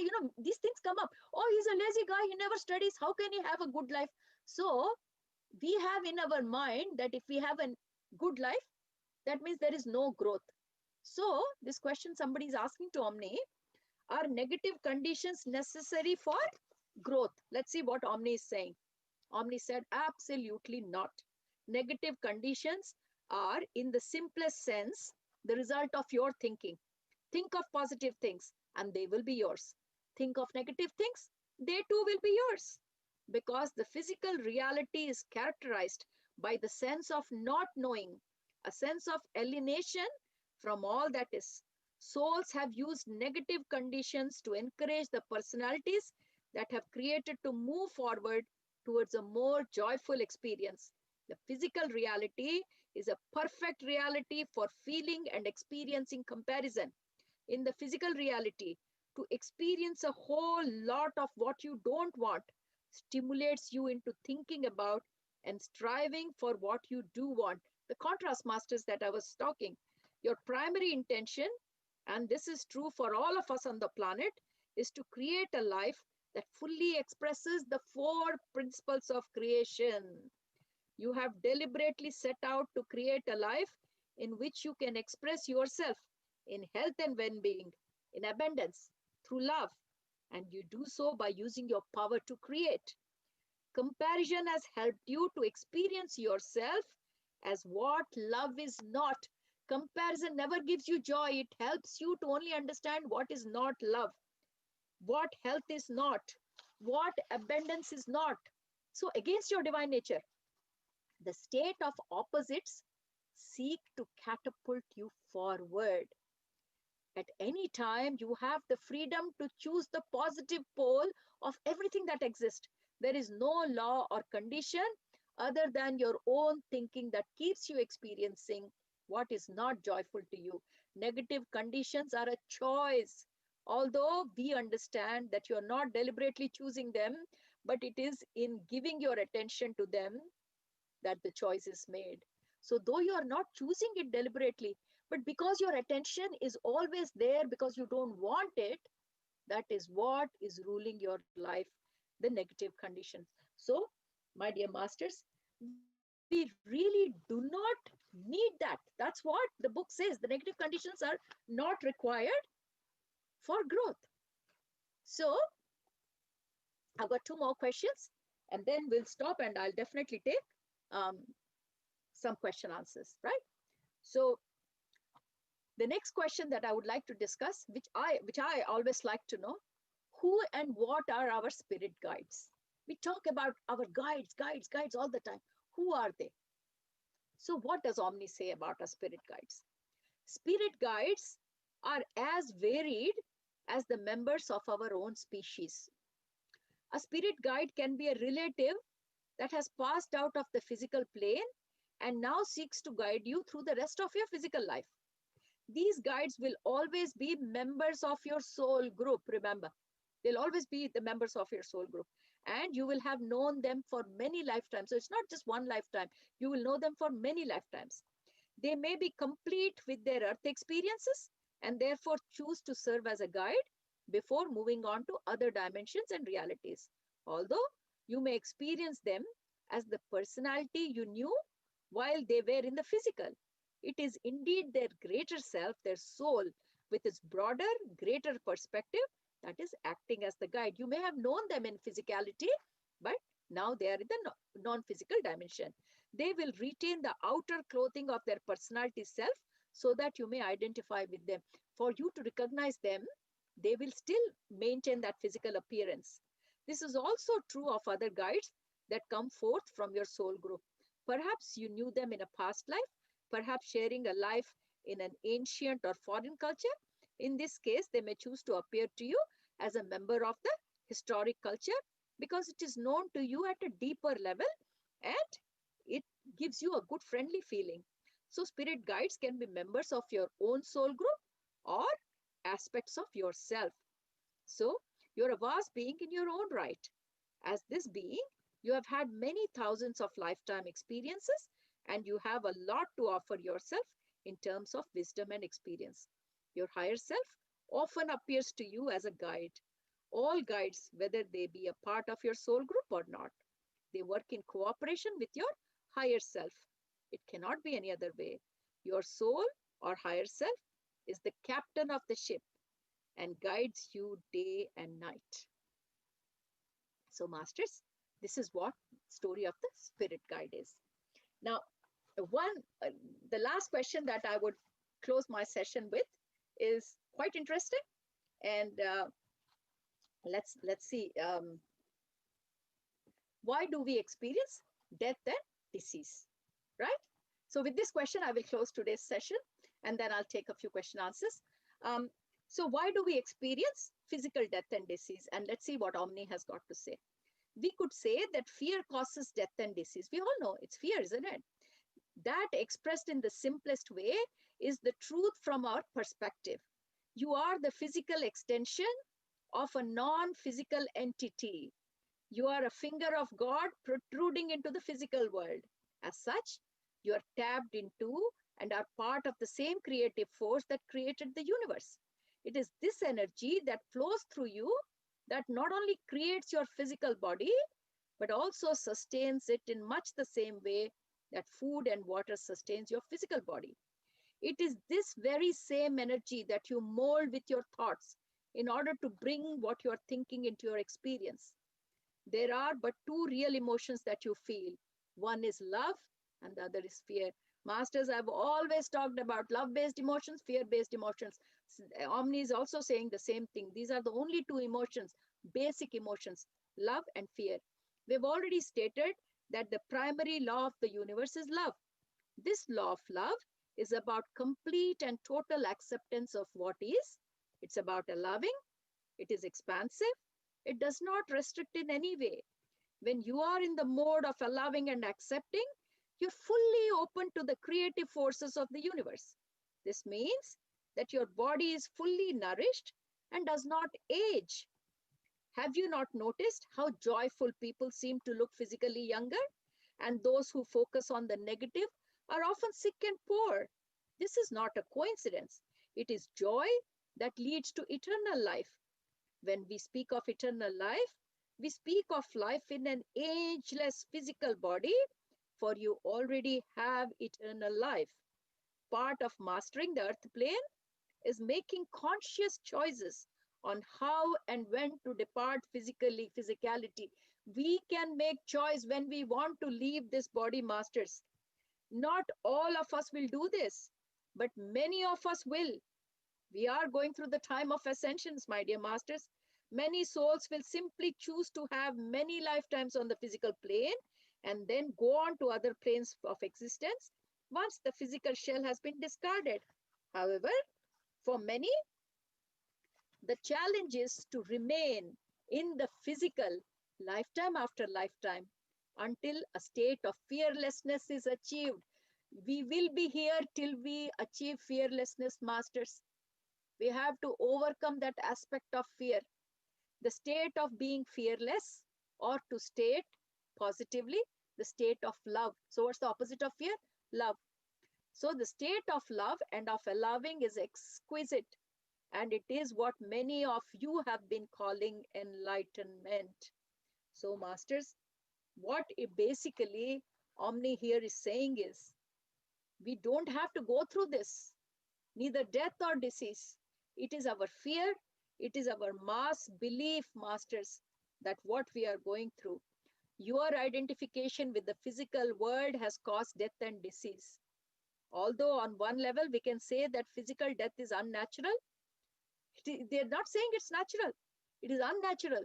And they're clearly saying that it was also known beforehand that this would be one of the side effects of consciousness entering into physicality. Death is part of the earth experience, but that can and will change in future. Not only will death change, but there have also always been a few who have mastered the physical existence to the extent that they have often lived in a youthful state for between 300 to 500 years. Many of these enlightened ones have lived in India and the Himalayas, but each region of the planet has known such men and women. When this change comes about, depends largely on humanity. So when this change comes to the entire humanity, not just exception of few people like Mahavatar Babaji or Himalayan masters, if this change has to come through the public, then our beliefs have to change, masters. We have to let go the fear. Let go. So there is so much in this beautiful book, masters. There is so much in this beautiful book. I cannot stop talking about this book. And this lovely book, I don't know how many of you can see this, but this is how this book looks like. And this is my Bible, my guide. And I can't thank John Payne and Omni for this pearls of wisdom that came into my life just a few months after I stepped onto spirituality. I'm so thankful for what I am today. I thank Omni and John Payne for that. Very much indebted to this book, masters.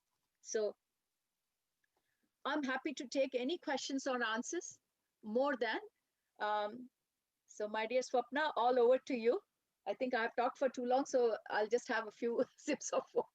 Ma'am, But meanwhile, I organize. just wanted to hear for longer. I mean, such a beautiful and insightful session.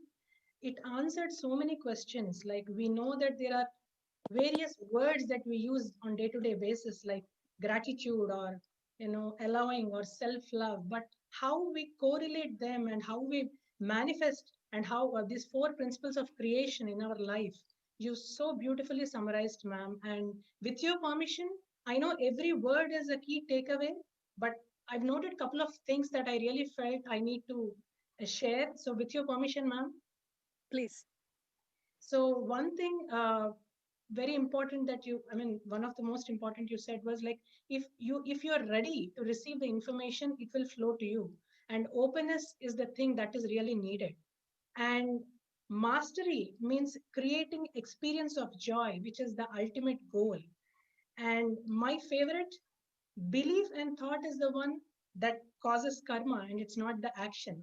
This is like an Yes. eye opener because we've been hearing since ages that what you do is what you, based on that is you get karma. But this is an eye opener, ma'am.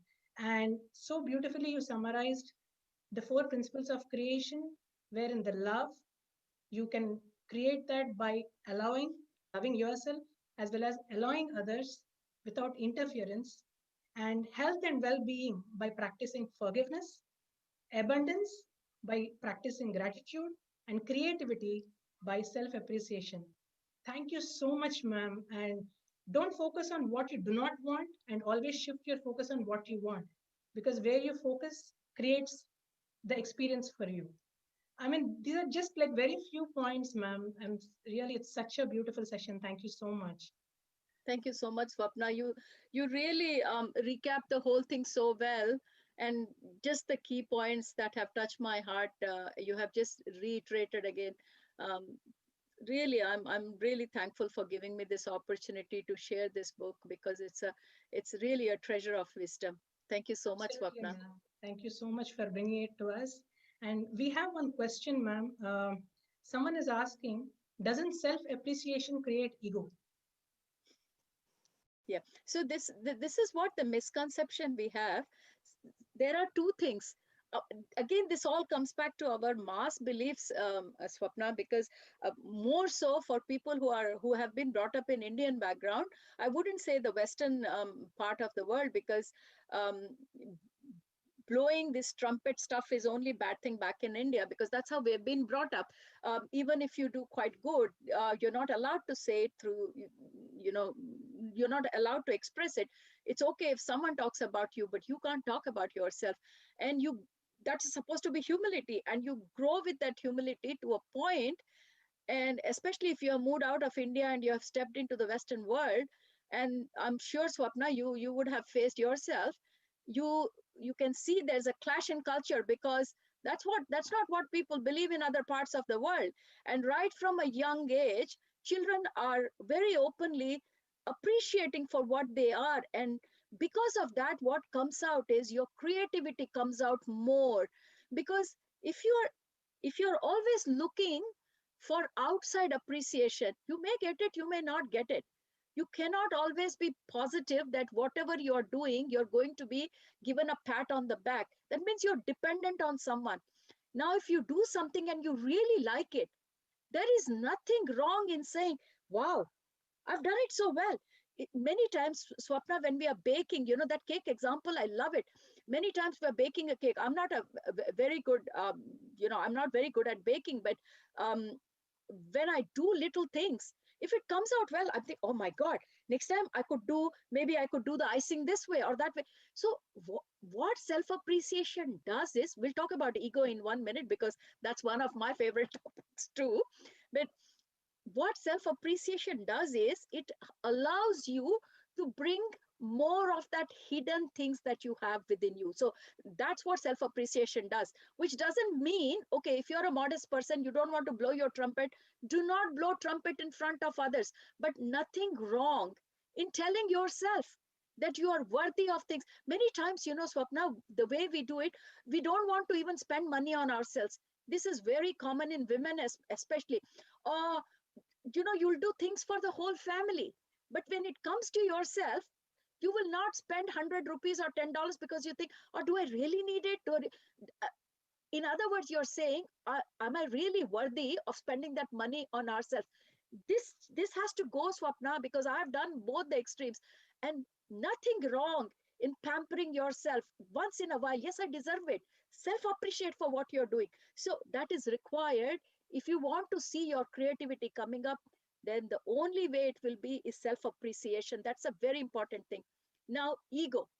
Now, where the difference comes is, people have to understand, ego only comes into picture where there is comparison. If someone is doing something great, and if there is no one in front of them, he won't blow his trumpet. Ego will always want to boast yourself up in front of others. So ego is comparison. Sit in your room and self appreciate yourself. You don't need a bystander to look at. But ego wants audience. Without audience, you will not open your mouth. See, there is difference between ego. Without comparison, ego doesn't come. But self appreciation does not need any audience or comparison.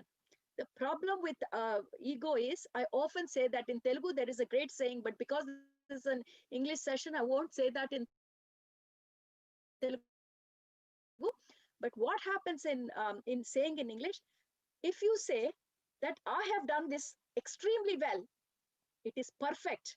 But if you say I am the only one who can do this perfectly, then that is ego. In Telugu, they say Nenu cheyagalnu. Great. Nene cheyagalnu. That is aham.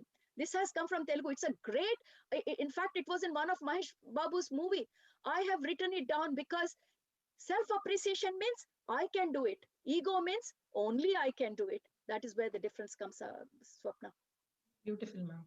Beautifully answered. I mean, at this point of time wherein we are all sitting at home because of lockdown and everything, I feel this is the best time to practice more of these qualities because people So out there we are hearing are getting into a lot of mental issues and all. And if they practice this self appreciation, self love, and gratitude and focus more on these things, I think this is the best time. It's like a blessing for people to practice and come out of that situation. Thank you so so much. true. Thank you, Swapna. Thank you. And we have Devi who wants to talk to you, ma'am. Sure, I love Devi to have come over. Hello, Devi. Hi, ma'am. I'm following you like a shadow. I would love you to follow me. You give me all the energy I need, Devi. I'm so thankful to see you once again. Yeah, whenever I listen to you, madam, I fall in love with you again and again. What can I do? Yeah, The when feeling is mutual. madam, when I about this book from your interview, ma'am, I felt like I have to listen this in detail from Saroja, ma'am. When I get that opportunity like that, I thankful to Krishna, Sai Krishna. Today I have that opportunity. I got that opportunity because of you. It's wonderful, ma'am. I'm going to buy that physical copy of that book today itself. I will order and I'll go through again. Thank you so much.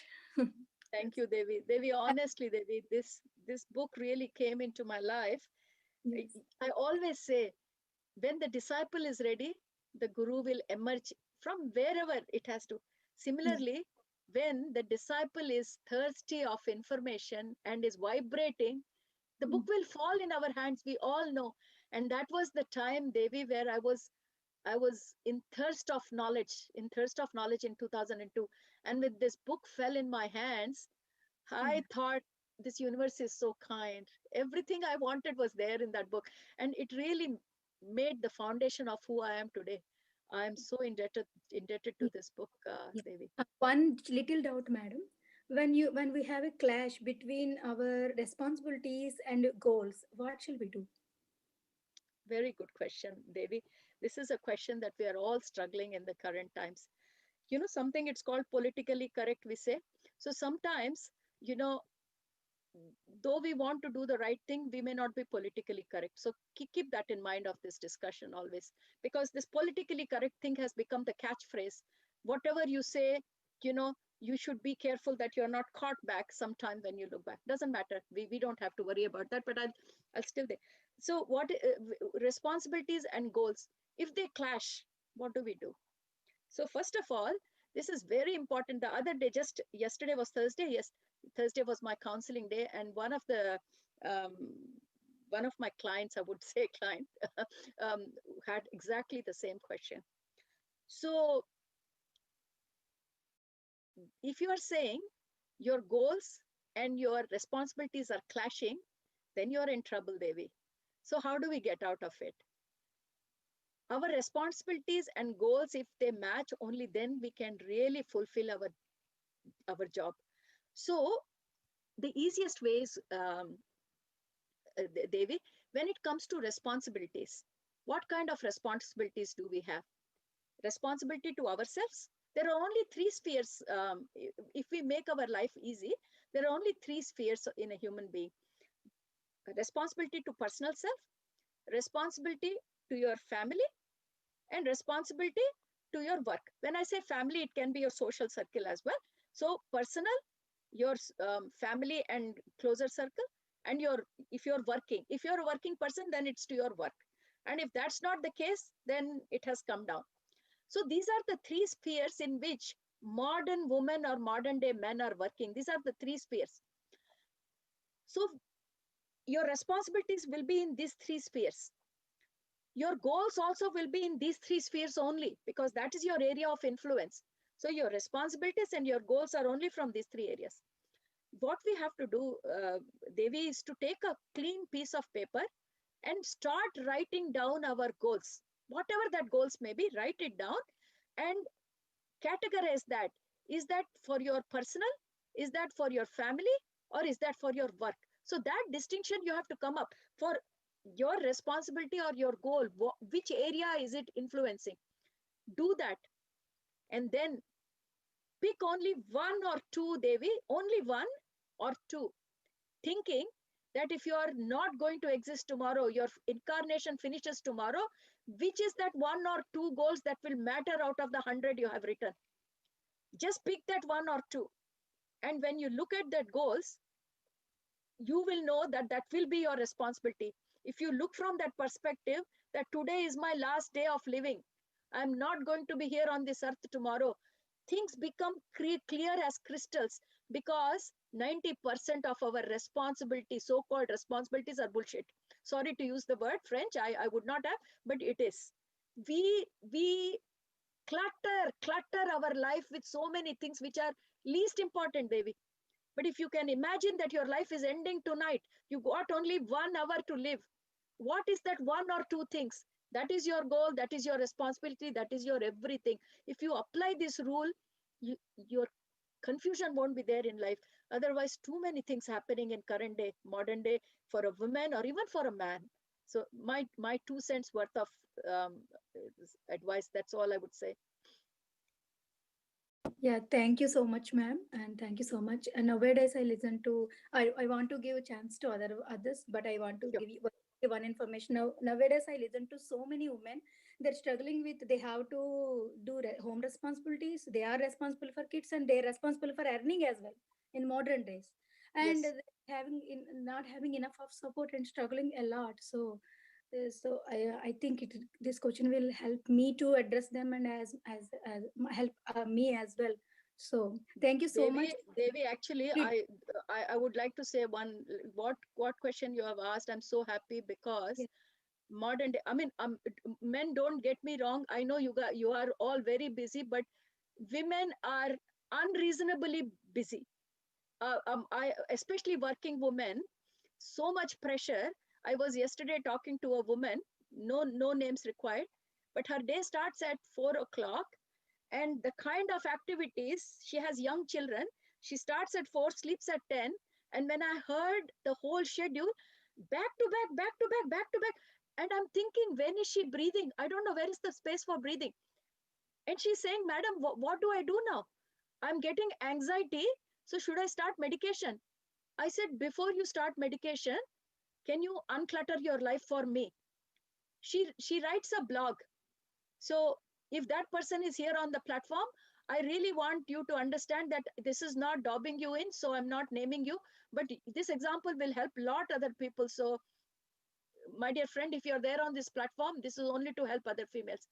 So she writes a blog, she does yoga, she does something else, swimming, name it. So, modern day pressures, you have to look good, you have to look fit, you have to look very efficient, you have to drop your children, and then you have to make them topper in everything. They should be first in the music, first in dance, why are you making your life miserable? And then you want to take medication for anxiety. Why are you putting that pressure? What is required?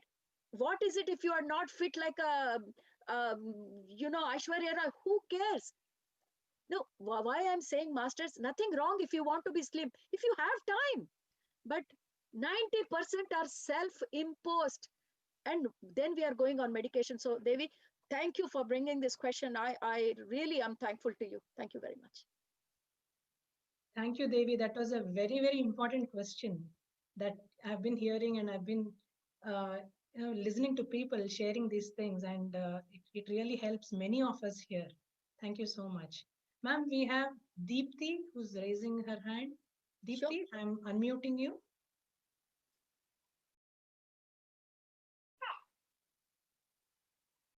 Deepthi, you can speak. Yeah, yes, ma'am. Hello. Hi, Dipti. Hello, ma'am. Thank you so much for the wonderful session. Actually, I have to say, ma'am, as I told you many times, it's a interview that gave me so much of motivation and inspiration answers to many, and I'm so happy to listen again that four principles. I already have that in my notes, and I would like to say in this platform, ma'am, that self love, that's really a wonderful and first priority that I make in my life. That changed the way I think and the happiness what I'm enjoying irrespective of what I think that's a self love, ma'am, because we never try to hurt ourselves and we know that whether we are doing right or not. And the forgiveness. So, and also you said something today that I got an answer for it. You said that we should not confine to only one thing. So I thought that I will look into what the something new I want to look. So that is how your sessions on me, ma'am. So I'm very thankful to you once again. And thank you. And you said that that book is a blessing to you. I think you are a blessing to us, ma'am. You are a blessing to us. And as I told you, the depressions, whatever the counselings, no, it's not at all needed, man. If you really practice these four principles in our life. So thank you so So much, ma'am. true. Thank you. Thank you, And also, Deepthi. It's lovely. yeah, ma'am. On yeah, you said that ego and self appreciation. You said right, but I think ourselves we will be knowing, ma'am, whether we are doing right or not. So whether Yes. it's a negative appreciation or a positive, I guess we will be knowing Yes. it while practicing all this. So my baby is giving me a chair to sit. That is how. Thank Thank you you, ma'am. very much. Thank you. I think many Thank you, listeners Deepthi. will Nice to so much. have you. Yep. Thank you very Thank much. you. Thank you. Thank you, Deepthi. Very aptly said. If you listen to ma'am's sessions, I mean, definitely there's a lot of wisdom, so much wisdom we can apply in our day-to-day life. And I am very blessed to say that I'm one of them who's immensely benefiting. Thank you, ma'am. Ma'am, we have Thank you, Suresh Swapna. Garu, who would like to talk to you. Suresh Yeah. Ma'am, today is another great day in the PSSM movement. Listening to extempore session by Saroja Madam. We know Saroja Madam before MDMC and at Kailaspuri. We have fixed one personality of Saroja Madam. But right from MDMC, December 19 onwards, we have seen Mr. Roop of Madam giving lecture after lecture after lecture in Zoom sessions. Really, today is a great day, and it is an apt session fitting the digital Swajha Yoga, explaining in detail. We are like LKG students before the teacher. We listen to all four principles of creation, that's love, health, and well-being, abundance, and creativity. We had explained in detail, madam. Thank you very much once again for giving us such a wonderful speech for enlightening us. Once again, thank you, madam.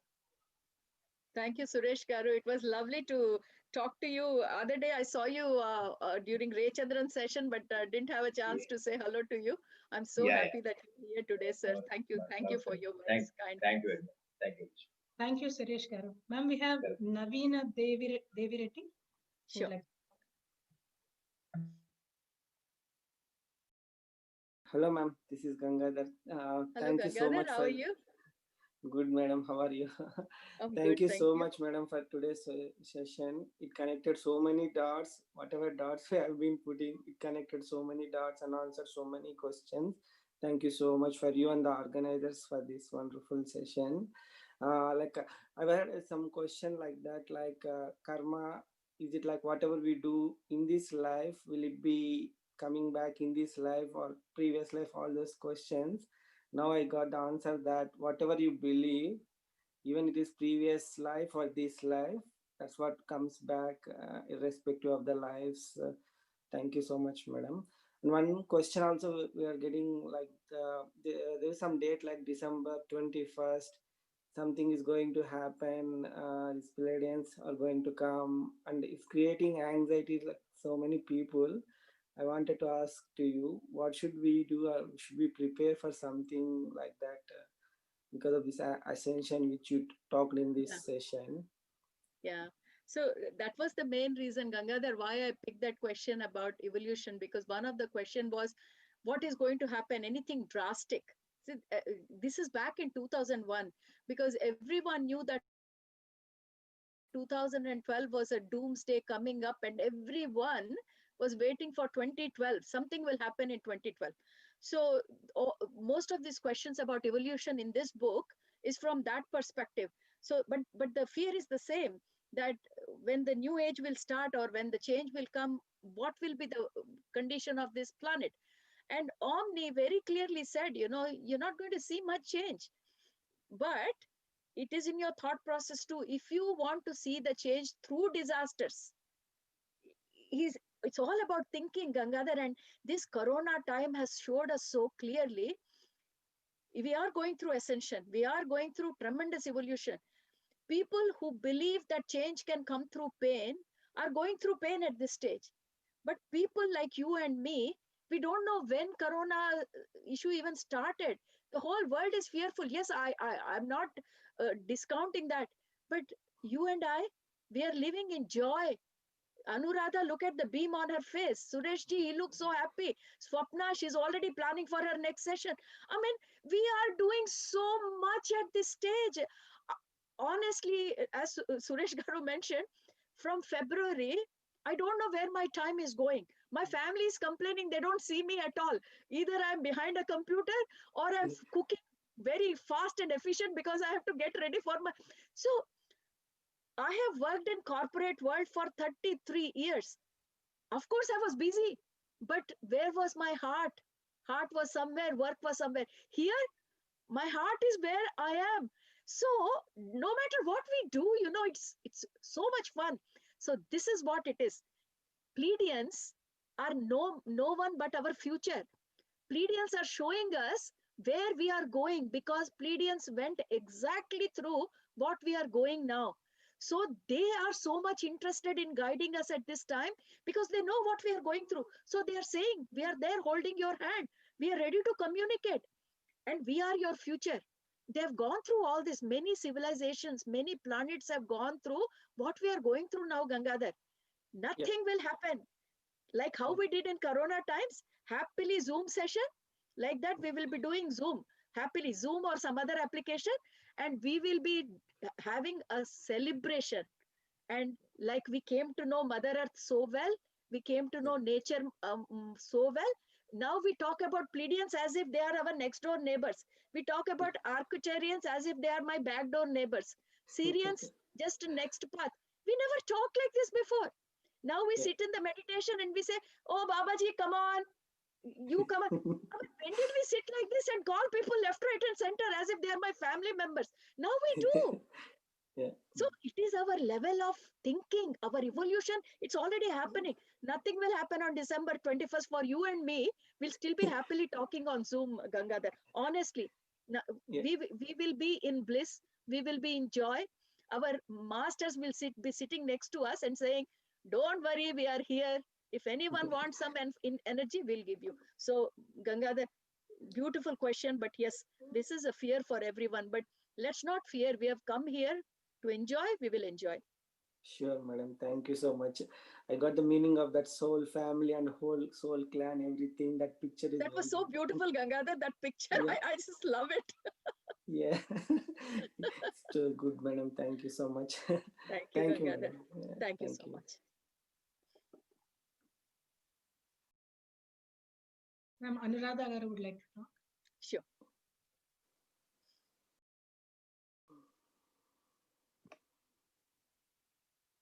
Ma'am, you're on mute. Madam, session was excellent. I'm so happy. I enjoyed your session like anything. I don't have any words to say, but I love you. I love your Same session. here, Amma. Same here. Thank you so much. Those 3 words kind of gave me good feedback. And thank you so much for inviting me onto this platform and sharing all your love with us. We can see your love in your face, in your words, and in your energy. I'm so happy to be here, Anuradha. Okay, ma'am. Thank you. Thank you very much. Thank you, Amma. Thank you, Anuradha, ma'am. Do we have any more questions? Please raise your hand. I think Deepika, there was some Deepika Y who raised her hand. I'm not sure. It was Deepthi, ma'am. Deepthi. Okay, no worries. Anybody else, please raise your hand. I think we Otherwise, are good, ma'am. yeah, we'll close the session then. Thank you. Thank you so much, ma'am. Thank you. I just wanted to thank everyone before I hand it over back to you. I would like to thank Suresh Garu, Anuradha, Sai, and Swarnalata madam, everyone for giving this great platform to me. And this platform has become more or less like my home. I come every now and then. And so, Sai, thank you very much. This has been a great connection on this particular digital Swadhyaya yoga. I had a chance to participate in Telugu, Hindi, and now in English, and it's amazing. And Swapna, you are the best host I can ever have, and I just love you. So thank you very much for your great hosting. Thanks a lot, ma'am. Thank you so much, ma'am. I think Deepika joined back. Deepika, you have a question? If it's okay. Yeah, I'll take her question, Deepika. Bye. Deepika? Yeah. Okay, Deepika, unmute yourself.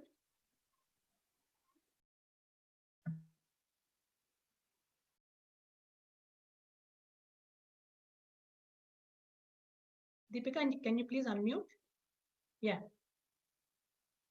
Yeah, you can speak, Deepika.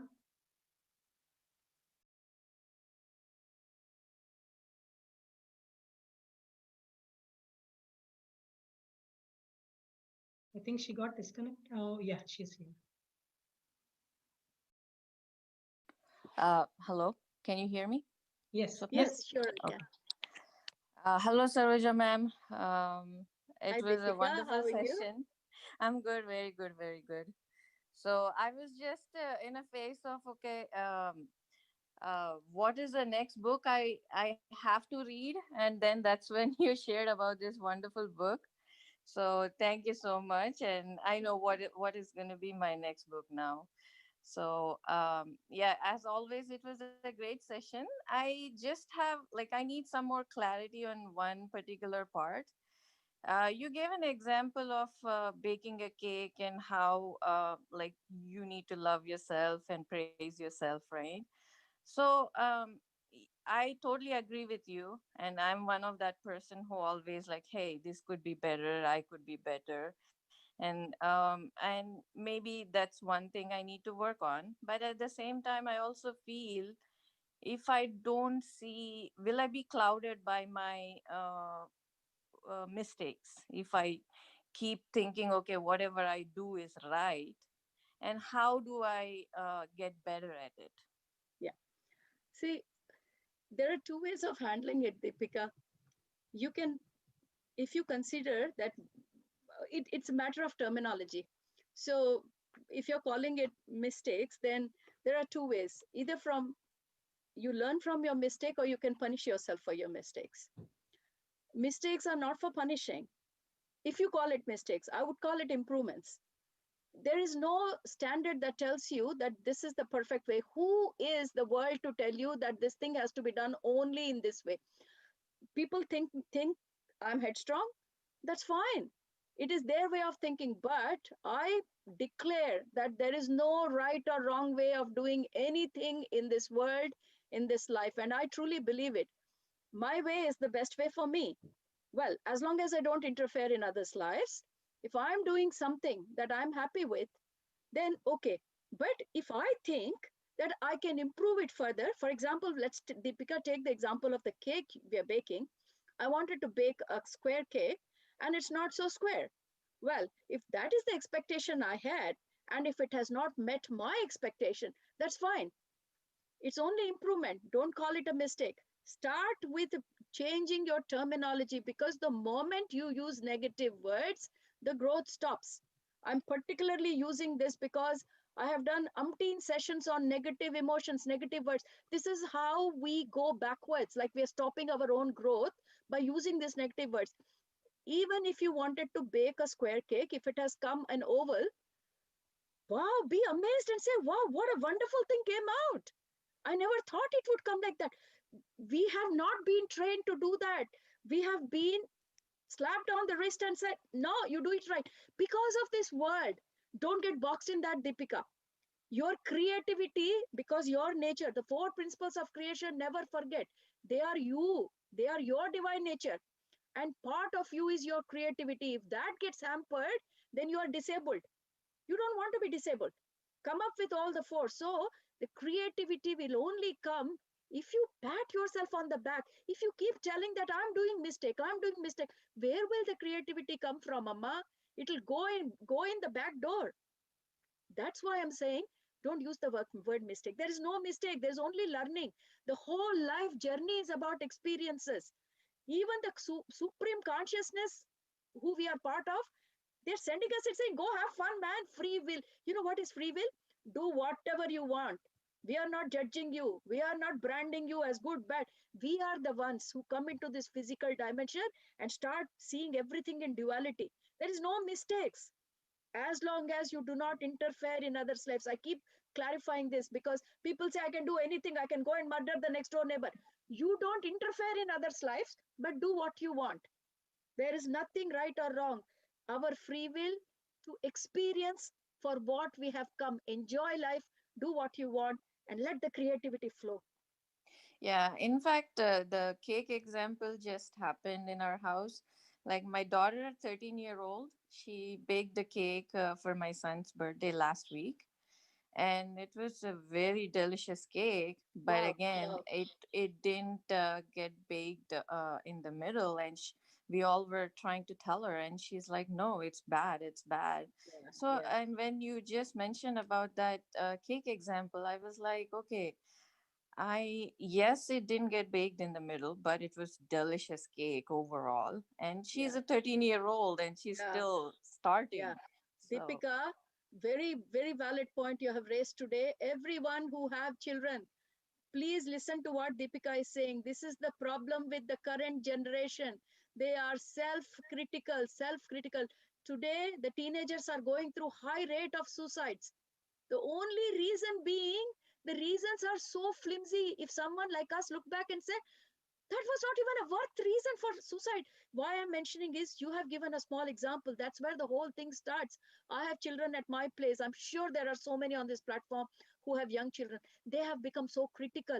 And small example, if the cake is not baked in the middle, it's not the end of the day, isn't it? But the right. children are being judged like that everywhere, in school, in the sports ground, in the music ground, at home, even by the parents. Critical, critical, critical. We have to change somewhere the whole humanity, Deepika. Let's be the ones who change it. Doesn't matter. Cake is not right in the middle. Let's cut that part, throw it away, let eat the rest. Yeah. Not the end of the day. You know what? This is Corona time, and not normally. I get stuck with most of the cooking. My husband helps sometimes on the weekend, but now because everyone is at home, Friday night and Saturday night, today night happens to be, my son takes over. Mom, I want to cook. Initially, I was like, oh my God, he's going to cook. He's going to spoil the kitchen. It's going to take 2 hours for me to clean the kitchen. And then I said, guess what? I will do that cleaning tomorrow, but let him do it. He does amazing cooking. He won't do every day, but once in a while. And now I've started to enjoy it. I'm thinking if I was always critical about his kitchen messing, when will they get the opportunity to do it? And this is how we are killing our children, suffocating them by being so harsh on them. And that's the cause of depression and anxiety in the current generation. Deepika, such a great point, simple example of cake, but you have mentioned such a great thing, Amma. Thank you very much for bringing it up. Thank you, ma'am. Thank you. Thank you, Deepika.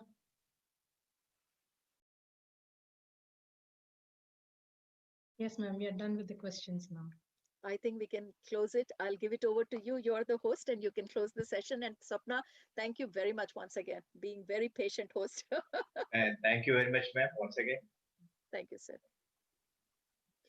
So, friends, I hope you all got great insights into various topics today, how to make your life better and how to create happiness by following the 4 principles that Madam has quoted from the book. So we are so fortunate and lucky that we have all these great masters who are collecting the spiritual nectar from all these books and giving it to us. We are just sitting and just hearing to them, and they are doing all the work for us. And we are very blessed and fortunate. And Spiritual India team is also trying to take the responsibility of passing the knowledge of true spirituality obtained from various spiritual scientists and spiritual gurus from the world and making it available to everyone. So I request you all to subscribe to Spiritual India magazine, an effort by the Spiritual India team. And this magazine is the heartthrob magazine of Pyramid Spiritual Society's Movement India.